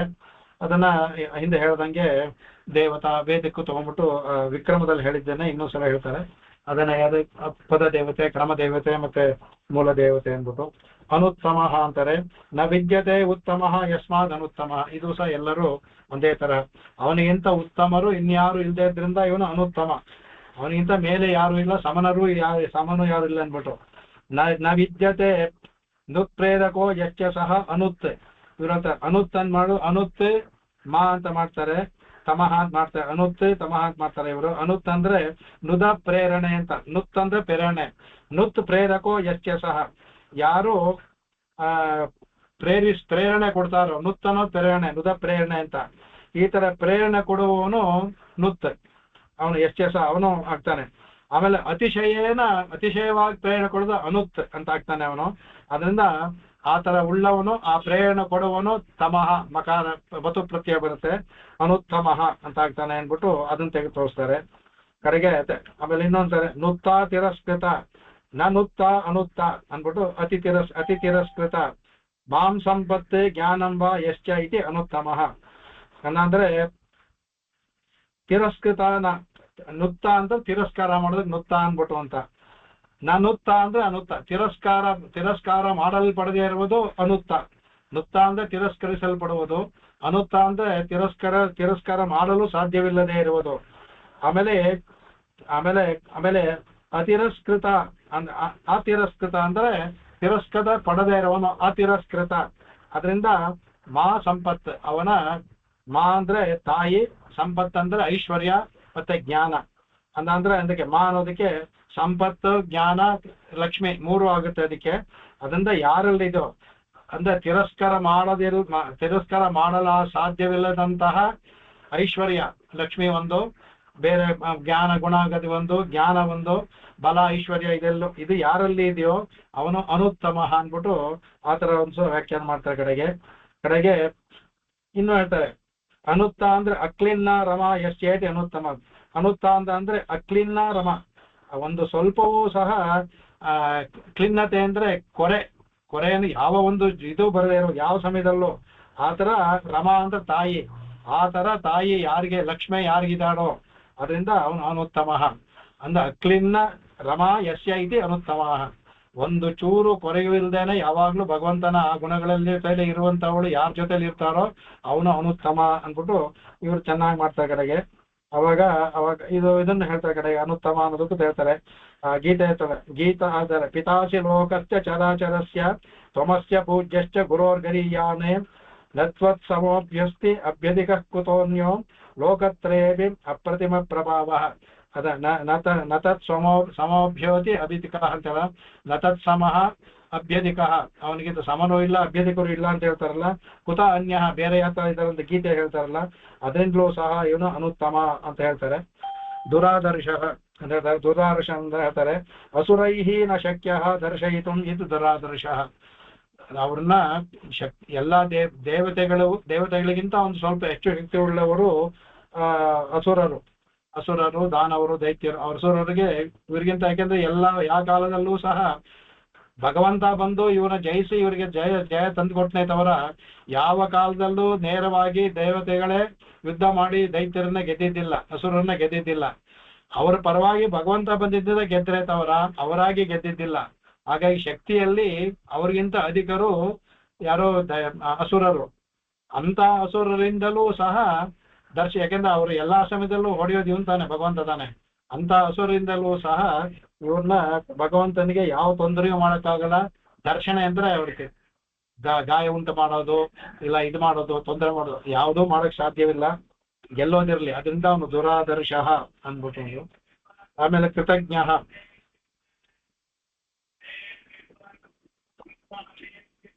ಕೃತಂಕರ್ಮ ಜ್ಞಾಪಯತಿ ಇತಿ ಕೃತಜ್ಞ. ಕಡೆಗೆ ಅದೇನಲ್ಲ, ಅವನು ಭಗವಂತ ಒಳಗಡೆ ಅಂತರ್ಯಾಮಿಯಾಗಿದ್ದು ನಾವು ಮಾಡುವ ಕೆಲಸವನ್ನ ಕೃತಂಕರ್ಮ ಜ್ಞಾಪಯತಿ ಅಂದ್ರೆ ಹಿಂದೆ ನಮ್ಮಿಂದ ಮಾಡಿಸ್ತಾನೆ ಅಂದಲ್ಲ, ಮಾಡುವ ಕೆಲಸವನ್ನ ಒಳಗಡೆ ಇದ್ದು ಜ್ಞಾಪಿಸ್ತಾನೆ ಅಂದ್ರೆ ಪ್ರೇರೇಪಿಸ್ತಾನೆ. ಅದರಿಂದ ಅವನು ಕೃತಜ್ಞ ಅಂದು. ಆಮೇಲೆ ಇನ್ನೊಂದು ಹೇಳ್ತಾರೆ, ಅದು ಎರಡು ಹೇಳ್ತಾರೆ, ಕೃತಂ ಸ್ವಾರಾಧನ ರೂಪಂ ಉಪಕಾರಂ ಜಾನಾತಿ ಕೃತಜ್ಞ, ಅದನ್ನು ಹೇಳ್ತಾರೆ. ನಾವು ಸ್ವಾರಾಧನ ರೂಪಂ, ನಾವು ಭಗವಂತನಿಗೆ ಅವನ ಅಂದ್ರೆ ಅವನ ಆರಾಧನವನ್ನ ಮಾಡ್ತೀವಿ. ಯಾವ ರೂಪದಲ್ಲೇ ಆಗ್ಲಿ, ಆರಾಧನಾ ಅಂದ್ರೆ ಬರೀ ಸಾಲಿಗ್ರಾಮ ಇಟ್ಕೊಂಡು ಅಭಿಷೇಕ ಮಾಡೋದು ಒಂದೇ ಆರಾಧನಾ ಅಲ್ಲ. ಭಗವಂತನ ಧ್ಯಾನ ಮಾಡೋದು ಆರಾಧನಾ, ಅವನನ್ನ ಕೀರ್ತನೆ ಮಾಡೋದು ಆರಾಧನಾ, ಅವನ ಕೈಂಕರ್ಯ ಮಾಡೋದು ಆರಾಧನಾ. ಅದರಿಂದ ಯಾರು ಈ ತರ ಅವನ ಭಗವಂತನ ಕೈಂಕರ್ಯವನ್ನ ಈ ತರ ಮಾಡ್ತಾರೋ ಕೃತಂ ಅಂತಹ ಉಪಕಾರಂ ಜಾನಾತಿ, ಅದನ್ನ ಅವ್ರು ಮಾಡುವುದನ್ನ ಉಪಕಾರವನ್ನ ತಿಳ್ಕೊಳ್ತಾನಂತೆ ಅವನು. ಓಹೋ ಇವ್ರು ಮಾಡಿದ್ರು ಅಂತ, ಇವರು ಮಾಡಿದ್ರು ಅವ್ರು ಮಾಡಿದ್ರು, ಎಲ್ಲಾರು ಮಾಡಿದ್ದು ಎಲ್ಲಾರು ಅವ್ರವ್ರ ಇದರಲ್ಲಿ ಇರ್ತಾನಲ್ಲ, ತಿಳ್ಕೊಂಡಿರ್ತಾನೆ. ಅದರಿಂದ ಕೃತಜ್ಞ, ಇವರು ಮಾಡಿದ ಕೆಲಸ ಉಪಕಾರವನ್ನು ತಿಳ್ಕೊಳ್ಳೋದ್ರಿಂದಲೂ ಕೃತಜ್ಞ ಅಂತ ಹೇಳ್ತಾರೆ ಕಡೆಗೆ. ಆಮೇಲೆ ಕೃತಾನ್ ನಿತ್ಯಾನ್ ಸರ್ವ ಪದಾರ್ಥಾನೇ ಜಾನಾತಿ ಇತ ಕೃತಜ್ಞ. ಕಡೆಗ ಅವನು ಅವ್ರು ಹೇಳ್ತಾನೆ ಕಡೆಗೆ ಕೃತಾನ್ ನಿತ್ಯಾನ್ ಕಡೆಗೆ ಅವರು ಸರ್ವ ಪದಾರ್ಥಾನ್ ಜಾನಾತಿ, ಅವನ ಒಂದು ಸೃಷ್ಟಿಯ ಕಾಲದಲ್ಲಿ ಏನೇನು ಬೇಕೋ ಅವನಿಗೆ, ಯಾವ್ಯಾವ ಪದಾರ್ಥಗಳು ಬೇಕು, ಒಂದು ಅರಿಕೆ ಮಾಡ್ಬೇಕಾದ್ರೆ ಪದಾರ್ಥಗಳು ಬೇಕಲ್ಲ, ಆ ತರ ಅವನಿಗೆ ಸೃಷ್ಟಿಯಲ್ಲಿ ಯಾವ್ಯಾವ ಪದಾರ್ಥಗಳು ಬೇಕೋ ಅದನ್ನ ಎಲ್ಲವನ್ನೂ ತಿಳ್ಕೊಂಡಿರೋದ್ರಿಂದ ಕೃತ ಅಂದ್ರೆ ಅವನು ಮಾಡುವಂತಹ ಒಂದು ಕೆಲಸ ಒಂದು ಸೃಷ್ಟಿ, ಅದಕ್ಕೆ ಬೇಕಾದ ವಿಷಯಗಳನ್ನು ತಿಳ್ಕೊಂಡಿರೋದ್ರಿಂದ ಕೃತಜ್ಞ, ಎಲ್ಲವನ್ನೂ ತಿಳ್ಕೊಂಡಿರೋದ್ರಿಂದಲೂ ಅವನು ಕೃತಜ್ಞ ಅನ್ಬಿಟ್ಟು ಕರೀತಾನೆ. ಆಮೇಲೆ ಕೃತ ಉತ್ಪಾದಿತ ಜ್ಞ ಜೀವೋ ಏನ ಇತಿ ವಾ ಕೃತಜ್ಞ. ಅವನು ಹೇಳ್ತಾನೆ ಕೃತ ಉತ್ಪಾದಿತ ಜ್ಞ, ಜೀವರ ಉತ್ಪಾದನೆ ಮೇಲ್ನೋಟಕ್ಕೆ ಹೇಳೋದು, ಜೀವರ ಉತ್ಪಾದನೆಯಲ್ಲಿ ಎಲ್ಲೋ ಅವ್ರ ಜೊತೆ ಇರೋದು. ಅಂದ್ರೆ ಉತ್ಪಾದಿತ ಜ್ಞ ಜೀವ ಅನ್ನಂದ್ರೆ ಯಾರು ಜೀವ ಇರ್ತಾರಲ್ಲ ಅವರಿಗೆ, ಅವನು ಜೀವರೆಲ್ಲರಿಗೂ ಅವರಿಗೆ ಸ್ವತಃ ಜೀವಿಗಳಿಗೆ ಯಾವ ಒಂದು ಚಲನೂ ಇರೋದಿಲ್ಲ. ಅವಕ್ಕೆ ಒಂದು ಉಪಾಧಿ ಬೇಕು, ಅದಕ್ಕೊಂದು ದೇಹ, ಉಪಾಧಿ ಅಂದ್ರೆ ಒಂದು ದೇಹ ಬೇಕು. ಮನುಷ್ಯನಾಗೋ ಪ್ರಾಣಿಯಾಗೋ ಪಕ್ಷಿಯಾಗೋ ದೇವತೆ ಯಾವ್ದಾದ್ರೂ ಒಂದು ಉಪಾಧಿ ಬೇಕು. ಅದಕ್ಕೆ ಉಪಾಧಿ ಬಂದಾಗ ಏನ್ ಮಾಡ್ತಾ ಆವಾಗ ಭಗವಂತ ಬರೋದ ಚಲವಲನ ಬರುತ್ತೆ. ಆಗ ಆ ಜೀವಾತ್ಮನಿಗೆ ತನ್ನ ಅಸ್ತಿತ್ವದ ಅರಿವಾಗುತ್ತೆ. ಅವನಿಗೆ ನಾವು ಮಾಡೋದ್ರಿಂದ ನಾನು ಅಂತ ಬರುತ್ತೆ, ಅಹಂ ಅಂತ ಅಹಂಕಾರ ತತ್ವ ಒಂದು. ಇಲ್ಲಿ ಅಹಂಕಾರ ನಾವು ಈ ರೂಢಿಗೆ ಹೇಳೋ ಅಹಂಕಾರ ಬೇರೆ, ಅದು ಅಹಂ ಅನ್ನೋದು ನಾನು ಅನ್ನೋದು ತಿಳಿಯೋದು ಇದೆಯಲ್ಲ, ಅದು ಆ ತತ್ವ ಅಹಂಕಾರ ತತ್ವ. ಈಗ ಪ್ರತಿಯೊಂದು ಪ್ರಾಣಿಗೂ ತಾನೋ ಅಂತ ತಿಳಿದಿರುತ್ತೆ. ನಮಗೆ ಹೇಗೆ ನಾವು ಅಂತ ತಿಳಿದಿರ್ತೀವೋ ಪ್ರತಿಯೊಂದು ಪ್ರಾಣಿಯು ತಾನೋ ಅಂತ ತನ್ನ ಬಗ್ಗೆ ತಿಳಿದಿರುತ್ತೆ. ಹೇಳ್ತಾರೆ ಆ ಉತ್ಪಾದಿತವಾ ಏನ ಇತಿ ಕೃತಜ್ಞ. ಅದನ್ನ ತಿಳಿಸ ಒಂದು ಉಪಾಧಿಯನ್ನು ಕೊಟ್ಟು ತಮ್ಮ ಅಸ್ತಿತ್ವವನ್ನು ತಿಳಿಯಲ್ಪಡಿಸ್ತಾನಂದ, ಅದರಿಂದ ಅವನು ಕೃತಜ್ಞ ಅಂತ ಹೇಳ್ತಾರೆ ಅದಕ್ಕೆ. ಆಮೇಲೆ ಅದನ್ನ ಹೇಳ್ಬಿಟ್ಟು ಅದೇ ಹೇಳ್ತಾರೆ ಇಲ್ಲಿ ಕೃತ ಉತ್ಪಾದಿತ ಅನ್ನೋದು ತಪ್ಪು ತಿಳ್ಕೊಳ್ಳೋದು ಬೇಡ ಅಂತ ಅವರೇ ವ್ಯಾಖ್ಯಾನ ಮುಂದೆ ಹೇಳ್ತಾರೆ. ಜೀವಾಹ ನಿತ್ಯಾಹ ಅನಾದಿ ತತ್ವಾತ್ ಅಂತ. ಇಲ್ಲಿ ಉತ್ಪಾದಿತ ಅಂದ್ರೆ ಈ ಹುಟ್ಟುದು ಬಂತು ಅರ್ಥತೆ, ಆತರ ಜೀವ ಹುಟ್ಟೋದಿಲ್ಲ, ಯಾಕಂದ್ರೆ ಅನಾದಿ ಅದು. ಇಲ್ಲಿ ಉತ್ಪಾದನೆ ಆಗೋದು ಅಂತ ತೋರ್ಕೊಳ್ಳೋದು, ಒಂದು ಉಪಾಧಿಯಲ್ಲಿ ತೋರ್ಕೊಳ್ಳೋದಕ್ಕೆ ಉತ್ಪಾದನೆ ಅನ್ಬಿಟ್ಟು ಅಂತ. ಈಗ ಮಗು ಹುಟ್ಟಿ ಅಂತವೆ, ಮಗು ಹುಟ್ಟಂದ್ರೆ ಮಗು ಆತ್ಮ ದೇಹ ಬಂತು ಅಂತ ಅಷ್ಟೇ, ಮಗುವಿನ ಆತ್ಮ ಯಾವಾಗಲೂ ಇದ್ದ, ಅದು ಹುಟ್ಟು ಇಲ್ಲ ಇದು ಇಲ್ಲ. ಆತರ ಇಲ್ಲಿ ಉತ್ಪಾದಿತ ಅನ್ನೋ ಅರ್ಥ ತಗೋಬೇಕು ಅಂತ ಅದಕ್ಕೆ ತೆಗೆದುಕೊಳ್ಳೋಕೆ. ಆಮೇಲೆ ಪ್ರಾಣಿನಾಂ ಕರ್ತುಂ ಕರ್ಮ ಜಾನಾತಿ ತಜ್ಞ. ಇದು ಮನುಷ್ಯರ ಮಾತ್ರಿಗೆ ಅಲ್ಲ, ಇದು ಪ್ರಾಣಿನಾಂ ಕರ್ತುಂ, ಪ್ರಾಣಿಗಳಿಗೂ ಸಹ ಇದೇ ತರ ಎಲ್ಲವನ್ನೂ ಒಳಗಡೆ ಇದ್ದು ಮಾಡಿ ಎಲ್ಲವನ್ನೂ ತಿಳ್ಕೊಳ್ಳೋದ್ರಿಂದಲೂ ಅವ್ನು ಕೃತಜ್ಞ, ಬರೀ ಮನುಷ್ಯದ್ ಮಾತ್ರ ಇಲ್ಲ ಅನ್ಬಿಟ್ಟು ಅದನ್ನು ಹೇಳ್ತಾ ಇರೋದಕ್ಕೆ. ಆವಾಗ ಅವ್ರು ಹೇಳ್ತಾರೆ ಅದರಲ್ಲಿ ಭಗವಂತನಿಗೆ ಹೇಳ್ಬೇಕಾದ್ರೆ ಭಗವದ್ಗೀತೆ 7ನೇ ಅಧ್ಯಾಯ ತೋರ್ತಾರೆ. ವೇದಾಹಂ ಸಮತೀತಾನಿ ವರ್ತಮಾನಾನಿ ಚಾರ್ಜುನ ಭವಿಷ್ಯಾನಿ ಚ ಭೂತಾನಿ ಮಾಂತು ವೇದ ನ ಕಶ್ಚನ. ನನಗೆ ಅಹಂ ವೇದ ಏನೋ ಸಮತೀತಾನಿ ವರ್ತಮಾನ, ಎಲ್ಲವೂ ನಾನು ವೇದ ಅಂತ ತಿಳ್ಕೊಂಡಿದ್ದೀನಿ. ಏನೋ ವರ್ತಮಾನಾನಿ ಭವಿಷ್ಯಾನಿ ಭೂತಾನಿ ಚ, ಈಗ ನಡೀತಾ ಇರೋದು, ಮುಂದೆ ನಡೆಯೋದು, ಹಿಂದೆ ನಡೆಯೋದು ಎಲ್ಲವನ್ನು ನಾನು ತಿಳ್ಕೊಂಡಿದ್ದೀನಿ. ಮಾಂತು ವೇದನ ಕಶ್ಚನ, ಆದ್ರೆ ನನ್ನನ್ನು ಯಾರು ತಿಳ್ಕೊಳ್ಳೋಕೆ ಸಾಧ್ಯವಿಲ್ಲ, ತಿಳ್ಕೊಳ್ಳೋಕೆ ಸಾಧ್ಯವಿಲ್ಲ. ನಾನು ಎಲ್ಲವನ್ನು ತಿಳ್ಕೊಂಡಿದ್ದೀನಿ, ನನ್ನನ್ನ ಯಾರು ತಿಳ್ಕೊಳ್ಳೋಕೆ ಸಾಧ್ಯವಾಗಲ್ಲ ಅಂತ ಭಗವಂತ ಹೇಳೋದ್ರಿಂದಲೂ ಸಹ ಅದನ್ನ ತೆಗಿತಾಳೆ. ಅದರಿಂದ ಇದನ್ನ ಇದು ಹೇಳ್ತಾರೆ ಕೃತಜ್ಞ ಅಂತಂದ್ರು.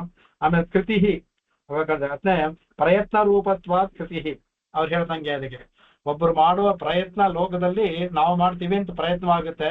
ಆ ಪ್ರಯತ್ನವನ್ನ ಮಾಡಿಸೋಣ ಭಗವಂತ. ಯಾವ್ದೋ ಒಂದು ಕೆಲಸ ಮಾಡ್ತೀವಿ, ಇವನ್ ಮಾಡ್ದ ಅವ್ನು ಮಾಡ್ದ ಅಂತ ಹೇಳ್ತಾರೆ, ನಾವು ಮಾಡ್ದು ಅಂತ ಹೇಳ್ಕೊಳ್ತೀವಿ. ಆದ್ರೆ ನಾವು ಎಲ್ಲವೂ ನಾವು ಮಾಡಿದ್ದಲ್ಲ, ಅವನು ಮಾಡಿಸಿದ್ದು. ಅದರಿಂದ ಪ್ರಯತ್ನ ರೂಪತ್ವ, ನಮ್ಮಲ್ಲಿ ಆ ಪ್ರಯತ್ನವನ್ನು ಉಂಟು ಮಾಡ್ತಾನಲ್ಲ, ಅದರಿಂದ ಅವನಿಗೆ ಕೃತಿ.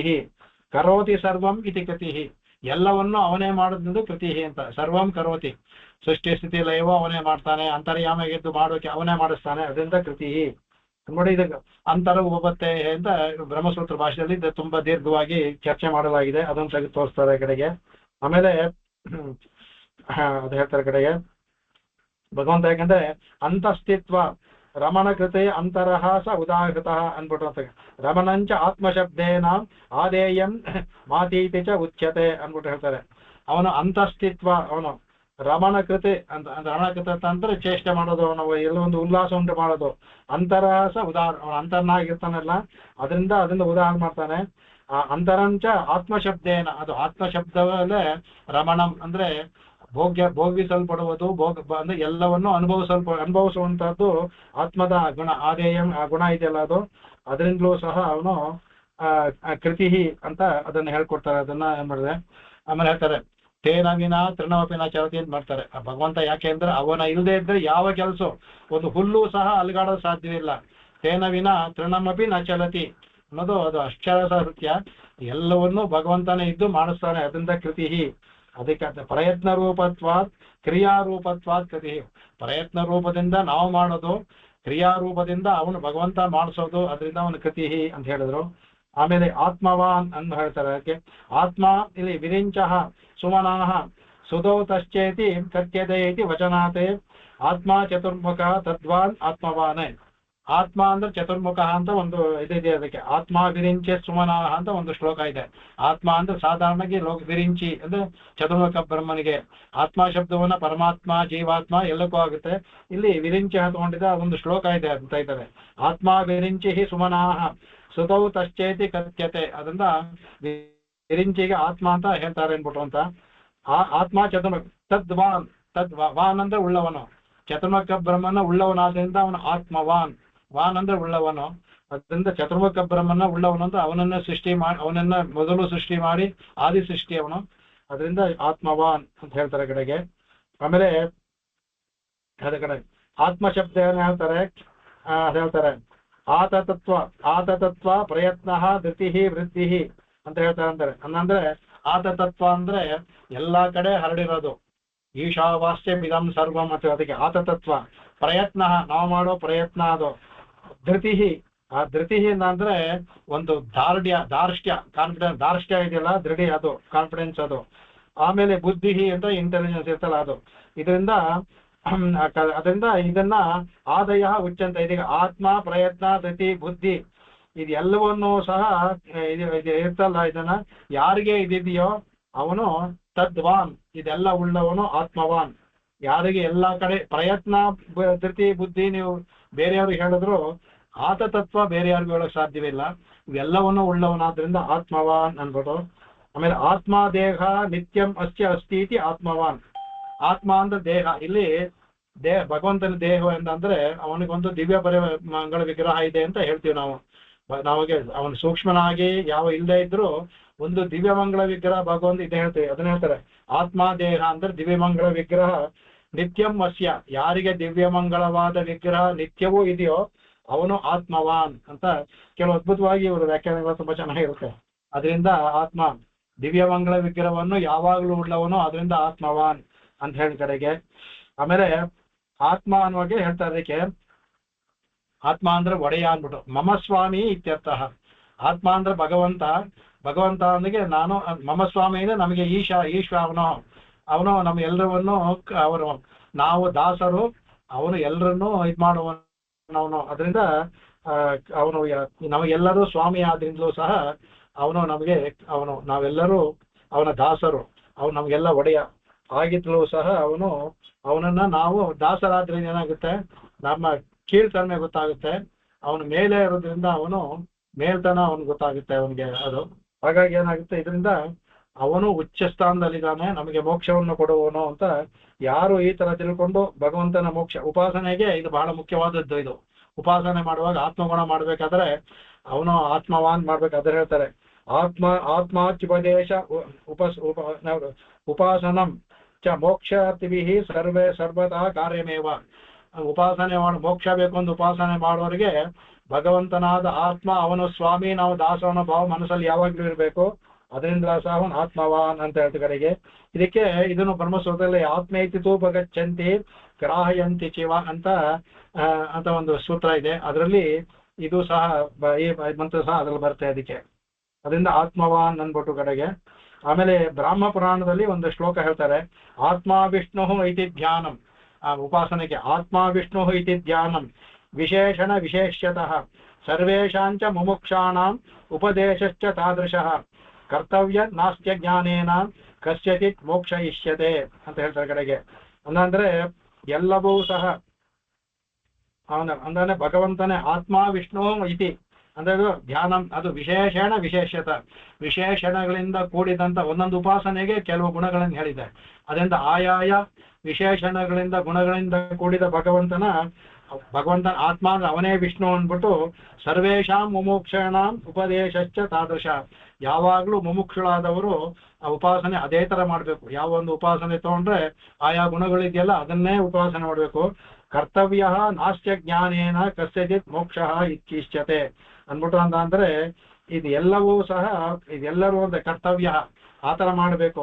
ನ ಅಸ್ಯ ಜ್ಞಾನೇನ ಕಸ್ಯಚಿತ್ ಮೋಕ್ಷ ಇಷ್ಯತೆ ಅಂದ್ರೆ ಇದನ್ನ ಈ ತರ ಮಾಡದೇ ಇದ್ದ ಅಂದ್ರೆ ನ ಅಸ್ಯ ಜ್ಞಾನೇನ ಅಂದ್ರೆ ಈ ತರ ಭಗವಂತನ ಒಳಗಡೆ ಇರುವ ಭಗವಂತ ಆತ್ಮನ ವಿಷ್ಣು ಆಗಿರೋದು ವಿಷಯ ಗುಣಗಳಿಂದ ಇದ್ದು ನಾವು ಧ್ಯಾನ ಮಾಡದೇ ಇದ್ದ ಅಂದ್ರೆ ಕಸ್ಯಚಿತ್ ಮೋಕ್ಷ ಇಷ್ಯತೆ, ಮೋಕ್ಷ ಯಾವತ್ತೂ ಸಿಗೋದಿಲ್ಲ ಅಂತ ಹೇಳ್ತಾರೆ. ಅದರಿಂದ ಹೇಳ್ತಾರೆ ಆಮೇಲೆ ಇದನ್ನು ಹೇಳ್ತಾರೆ ಗುಣೈಶ್ಚೆ ನಾಮ ಶಬ್ದಾತ್ ಅಂತ ಒಂದು ಬ್ರಹ್ಮಸೂತ್ರ, ಅದರಲ್ಲಿ ಇದನ್ನ ವಿಚಾರ ಮಾಡಲ್ಪಟ್ಟಿದೆ, ಅದನ್ನು ತೋರಿಸ್ಕೊಳ್ತಾರೆ. ಆತ್ಮಶಬ್ದ ಅಂದ್ಬಿಟ್ಟು ಅದು ಆತ್ಮಶಬ್ದ ಬರುತ್ತೆ ಅಂದ್ಬಿಟ್ಟು ಅಂತ. ಆಮೇಲೆ ಬೃಹದಾರಣ್ಯಕದಲ್ಲಿ ಒಂದು ಬರುತ್ತೆ, ಅದರ ಅದಕ್ಕೆ ಉಪನಿಷತ್ ಬರುತ್ತೆ ಅಯಮಾತ್ಮ ಬ್ರಹ್ಮ ಅಂತ ಬರುತ್ತೆ. ಅಯಮಾತ್ಮ ಬ್ರಹ್ಮ ಅಂತ ಬರುತ್ತೆ ಅದ್ರಲ್ಲಿ. ಅದರಿಂದ ಅಯಂ ಆತ್ಮ ಬ್ರಹ್ಮ ಇವನೇ ಅಂದ್ಬಿಟ್ಟು ಆತ್ಮದಲ್ಲಿರೋವನು ಅಂದ್ರೆ ಮೋಕ್ಷ. ಬರೀ ಆತ್ಮವನ್ನೇ ಬೇಕಾದವರು ಆತ್ಮನ ಉಪಾಸನೆ ಮಾಡ್ತಾರೆ, ಅವರಿಗೆ ಬರೀ ಕೈವಲ್ಯ ಸಿಗುತ್ತೆ, ಮೋಕ್ಷ ಸಿಗೋದಿಲ್ಲ. ಅಯಮಾತ್ಮ ಬ್ರಹ್ಮ, ಈ ಒಳಗಡೆ ಇರುವ ಬ್ರಹ್ಮನೇ ಆತ್ಮ, ನನ್ನ ಆತ್ಮ ಅಂತ ಯಾರು ಉಪಾಸನೆ ಮಾಡ್ತಾರೋ ಅವ್ರಿಗೆ ಮೋಕ್ಷ ಸಿಗುತ್ತೆ. ಅದೇ ಹೇಳ್ತಾರೆ ಕಡೆಗೆ ಹೇಳ್ತೆ ಯೋ ಗುಣೈ ಸರ್ವತೋ ಹೀನಃ ಯಶ್ಚ ದೋಷ ವಿವರ್ಜಿತಃ ಹೇಯೋಪದೇಯರಹಿತಃ ಸ ಆತ್ಮಾಚ್ಯಭಿಧೀಯತೆ ಏತದನ್ಯ ಅನ್ಯ ಸ್ವಭಾವೋ ಯಃ ಸೋನ ಆತ್ಮೇತಿ ಸತಾಂ ಮತಂ. ಅದಕ್ಕೆ ಅನಾತ್ಮನ್ಯಂತು ಆತ್ಮಶಬ್ದಸ್ತು ಸೋಪಚಾರ ಪ್ರಯುಜ್ಯತೆ. ವಾಮನ ಪುರಾಣದ ಹೇಳುವಂತ ಅದಕ್ಕೆ ಆ ಆತ್ಮ ಅಂದ್ರೆ ಭಗವಂತನೇ, ಆತ್ಮ ಅನ್ನೋದು ಭಗವಂತನೇ, ಅವನು ಬಿಟ್ಟು ಬೇಕವರೆಲ್ಲ ಅನಾತ್ಮ ಅಂತ ಹೇಳುತ್ತೆ. ಅದಕ್ಕೆ ಆತ್ಮವಿಲ್ಲದವನು ಅಂತ ಅರ್ಥ ಅಲ್ಲ, ಆತ್ಮ ಅನ್ನೋದು ಭಗವಂತನಲ್ಲೋದ್ರೆಲ್ಲ ಅನಾತ್ಮ ಅನ್ಬಿಟ್ಟು. ಈ ಅನಾತ್ಮಲ್ಲೂ ಕೆಲವು ಭಗವಾನ್ ಶಬ್ದ ಹೇಳ್ತಿರ ಅಂತೆಲ್ಲ ಅದಕ್ಕೆ ಹೇಳ್ತಾರೆ ಉಪಚಾರಕ್ಕೆ ಹೇಳುವಂತ ಮಾತು. ಈಗ ನಾವು ಭಗವದ್ ವ್ಯಾಸರು ಹೇಳ್ತೀವಿ, ಭಗವದ್ ರಾಮಾಜಿ ಹೇಳ್ತೀವಿ, ಭಗವದ್ ಶಂಕರ ಪಾದ ಅಂತ ಹೇಳ್ತೀವಿ, ಎಲ್ಲ ಉಪಚಾರಕ್ಕೆ ಹೇಳುವಂತ ಮಾತು. ಯಾಕೆಂದ್ರೆ ಅತ್ಯಂತ ಹೆಚ್ಚು ಗುಣವುಳ್ಳದಿಂದ ಹೇಳ್ತೀವಿ ಉಪಚಾರಕ್ಕೆ. ಆದ್ರೆ ಆತ್ಮ ಶಬ್ದ ಭಗವಾನ್ ಅಂತ ಹೇಳೋದು ಭಗವಂತನ ಮಾತ್ರ ಹೊಂದುತ್ತೆ. ಅದಕ್ಕೆ ಯೋ ಗುಣೈಹಿ ಸರ್ವತೋ ಹೀನಃ ಎಚ್ಚ ದೋಷ, ಯಾವ ಗುಣಗಳು ಇಲ್ಲದಿರೋದ್ರಿಂದ ಇವನಿಗೆ ಯಾವ ದೋಷಗಳಿಂದ ಅಂದ್ರೆ ಹೇ ಗುಣ ಇಲ್ಲದವನು ಅಂತ ಅರ್ಥ.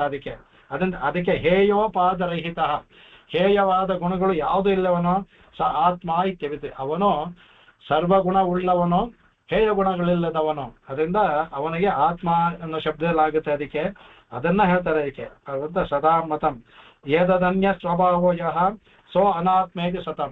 ಯಾರಿಗೆ ಈ ತರದ್ದು ಇಲ್ವೋ ಅವರಿಗೆ ಅನಾತ್ಮ ಅಂತ ಹೇಳ್ತೀವಿ ಅಂದ್ಬಿಟ್ಟು ಅದೇ ತರದಕ್ಕೆ ಬೇರೆಯವರು ಉಪಯೋಗಿಸ್ತಿರೋದು ಉಪಚಾರಕ್ಕೆ ಉಪಯೋಗಿಸೋದು. ಆತ್ಮ ಅಂದ್ರೆ ಪರಮಾತ್ಮ ಅಂತ ಹೇಳೋದು, ಪರಮಾತ್ಮ ಅಂತ ಹೇಳೋದ್ರಿಂದ ಅದು ಉಪಚಾರಕ್ಕೆ ಉಪಯೋಗಿಸೋದು ಅಂತ ಹೇಳ್ತೇವೆ. ಅದಕ್ಕೆ ಆತ್ಮ ಹಿ ಸ್ಥಿತೋ ವಿಷ್ಣು ಅಂತ. ಆತ್ಮ ಅಂದ್ ಯಾರಪ್ಪ, ಯಾರು ಸ್ಥಿತನಾಗಿರೋನು, ಆತ್ಮದಲ್ಲೂ ಅಂದ್ರೆ ನಮ್ಮ ಆತ್ಮದಲ್ಲೂ ಸ್ಥಿತನಾಗಿರುವನು, ಪರಮಪದಲ್ಲೂ ಸ್ಥಿತವಾಗಿರ್ತಾನೆ. ಆತ್ಮ ಹಿ ಸ್ಥಿತೋ ವಿಷ್ಣು, ವಿಷ್ಣುವೇ ಎಲ್ಲಾ ಕಡೆ ಇದ್ದಾನೆ ಅಂದ್ಬಿಟ್ಟು ಅದೇ. ಆಮೇಲೆ ಬೃಹತ್ ಸಂಹಿತೆ ಇದು ಆಯ್ತಾ, ಇದಾದ ಮುಗಿದೋಗ್ಬಿಡುತ್ತೆ. ಇದನ್ನು ಮುಗಿಸ್ಬಿಡ. ಅದಕ್ಕೆ ಇದೊಂದು ಹೇಳ್ಬಿಟ್ಟು ಇದಕ್ಕೆ ಬೃಹತ್ ಸಂಹಿತೆ ಒಂದು ತೆಗಿತಾರೆ. ಆತ್ಮ ಆತ ಅಂತರಾತ್ಮ ಇತಿ ಹರಿ ಏಕಯೋ ದ್ವಿಧಾ ಸ್ಥಿತಃ. ಆತ್ಮ ಅಂದ್ರೆ ಭಗವಂತ ವಿಷ್ಣು ಪರಮಪದಲ್ಲಿದ್ದಾನೆ. ಅಂತರಾತ್ಮ ಇತಿ ಹರಿ ದ್ವಿಧಾ ಸ್ಥಿತಃ, ಎರಡು ತರ ಇರ್ತಾನೆ. ಆತ್ಮನಾಗಿ ಅಲ್ಲಿ ಇರ್ತಾನೆ ಭಗವಂತ ಪರಮಪದದಲ್ಲಿ, ಅಂತರಾತ್ಮನಾಗಿ ಎಲ್ಲಾ ಜೀವಿಗಳಲ್ಲಿ ಇರ್ತಾನೆ. ಎರಡು ದ್ವಿಧಾ ಸ್ಥಿತಃ. ಇದು ಬೃಹತ್ ಸಂಹಿತೆ ಅಂತಿದೆ, ಬ್ರಹ್ಮತ್ ಸಂಹಿತೆಯಲ್ಲಿ ಬರುವಂತಹದ್ದು. ನಾವಿಷ್ಟೋ ಹೃದಯ ನಿತ್ಯಂ ರಸಂ ಪಿಬತಿ ಕರ್ಮಜಂ ಅಂತ ಹೇಳ್ತಾರೆ ಕಡೆಗೆ. ಅವನು ಹೇಳ್ತಾರೆ ಕಡೆಗೆ, ಅವನು ಆತ್ಮದಲ್ಲಿ ಇರ್ತಾನಲ್ಲ, ಅವನು ನ ಅವಿಷ್ಟೋ ಹೃದಯ ನಿತ್ಯಂ, ಅವನು ಹೃದಯದಲ್ಲಿ ಇರ್ತಾನೆ. ರಸಂ ಪಿಬತಿ ಕರ್ಮಜಂ, ಅವನಿದ್ದು ಕರ್ಮಜನ ಆಗೋನು ಈ ಜೀವಾತ್ಮ. ಆ ಕರ್ಮ ಅದನ್ನ ರಸಂ ಪಿಬತಿ ಅಂದ್ರೆ ಅನುಭವಿಸ್ತಾನೆ ಅಂತ. ಇವನು ಆ ಕರ್ಮವನ್ನು ಪಡಿತಾನಲ್ಲ, ಅವನಿಗೆ ಲೀಲೆ ಬೀಳ್ತಾನೆ ಇದು. ಅದರಿಂದ ಅವನು ನಿವಿಷ್ಟೋ ಹೃದಯ ನಿತ್ಯಂ, ಅವನು ಹೃದಯದಲ್ಲಿ ನಿತ್ಯವಾಗಿದ್ದು ಕರ್ಮಗಳು ಮಾಡುವ ಇದನ್ನ ಅನುಭವಿಸ್ತಾನೆ ಅನ್ಬಿಟ್ಟು ಅದನ್ನ ಹೇಳ್ತಾರೆ ಕಡೆಗೆ. ಅದಕ್ಕೆ ಇವರು ಈ ಒಂದು ಇದಕ್ಕೆ ರಾಘವೇಂದ್ರ ಸ್ವಾಮಿಗಳು ಅದ್ಭುತವಾಗಿ ಒಂದು ಪದವನ್ನು ಹಾಕ್ತಾರೆ. ಅವನು ಹೃದಯಸ್ಥ ವಿಷ್ಣು, ಹೃದಯಸ್ಥ ವಿಷ್ಣು ಅಂತರಾತ್ಮ ಅಂತ ಹೇಳ್ತಾರೆ. ಚೇತನಸ್ಥ ವಿಷ್ಣು ಅಂದ್ಬಿಟ್ಟು ಅವನಿಗೆ ಭಗವಂತನ ಹೇಳ್ತಾರೆ. ಹೃದಯಸ್ಥ ವಿಷ್ಣು, ಚೇತನಸ್ಥ ವಿಷ್ಣು ಅಂತ ಎರಡು ಭಾಗವನ್ನು ವಿಭಾಗ ಮಾಡ್ಕೊಂಡಿದ್ದಾರೆ ಅಂತ ಹೇಳ್ತಾರೆ. ಇಲ್ಲಿ ಆತ್ಮ ಇದು ಮುಗಿಯಿತು, ಇಲ್ಲಿಗೆ ಮಧ್ವೋಪಾಶ ಮುಗಿಯಿತು. ಮುಂದಿನ ಕ್ಲಾಸಲ್ಲಿ ನಾಳೆ ನೋಡೋಣ. ಇದು ಅದೇ ಚೇತನಸ್ಥ ವಿಷ್ಣು, ಹೃದಯಸ್ಥ ವಿಷ್ಣು ಅಂತ. ಹೃದಯ ಎಲ್ಲ ಹೃದಯ. ಕವಿತಾರ್ಕಿಕ ಸಿಂಹಾಯ ಕಲ್ಯಾಣ ಗುಣಶಾಲಿನೇ ಶ್ರೀಮತೆ ವೆಂಕಟೇಶಾಯ ವೇದಾಂತ ಗುರವೇ ನಮಃ. ವಾದಿದ್ವಿಪಶರೋ ಭಂಗ ಪಂಚಾನನ ಪರಾಕ್ರಮಃ ಶ್ರೀಮಾನ್ ವೆಂಕಟನಾಥಾರ್ಯಃ ಚಿರಂ ವಿಜಯತಾಂ ಭುವಿ. ಆಕಾಶಾತ್ ಪತಿತಂತೋಯಂ ಯಥಾ ಗಚ್ಚತಿ ಸಾಗರಂ ಸರ್ವದೇವ ನಮಸ್ಕಾರಃ. ಕೇಶವಂ ಪ್ರತಿ ಗಚ್ಚತಿ, ಕೇಶವಂ ಪ್ರತಿ ಗಚ್ಚತಿ. ಓಂ ಶಾಂತಿ ಶಾಂತಿ ಶಾಂತಿ. ಕಾಯೇನ ವಾಚಾ ಮನಸೇಂದ್ರಿಯೈರ್ವಾ ಬುದ್ಧ್ಯಾತ್ಮನಾ ವಾತ್ ಪ್ರಕೃತೆ ಸ್ವಭಾವಾತ್ ಕರೋಮಿ ಯದ್ಯತ್ ಸಕಲಂ ಪರಸ್ಮೈ ನಾರಾಯಣಾಯೇತಿ ಸಮರ್ಪಯಾಮಿ. ನಾರಾಯಣ. ಎಲ್ಲರಿಗೂ ನಮಸ್ಕಾರ. ನಾಳೆ ನೋಡೋಣ. ನಮಸ್ಕಾರ ಇವತ್ತು ಮುಗಿಸ್ಬಿಡೋಣ ಅಂತ ಒಂದು 5 ನಿಮಿಷ ಎಕ್ಸ್ಟ್ರಾ ತಗೊಂಡಷ್ಟು. ಈ ಶ್ಲೋಕ ಮುಗಿದಾಯ್ತು. ಮುಂದೆ ಶ್ಲೋಕ ಹೋಗೋಣ. ನಮಸ್ಕಾರ. ನಮಸ್ಕಾರ. ನಮಸ್ಕಾರ. ನಮಸ್ಕಾರ. ಹಾ ನಮಸ್ಕಾರ.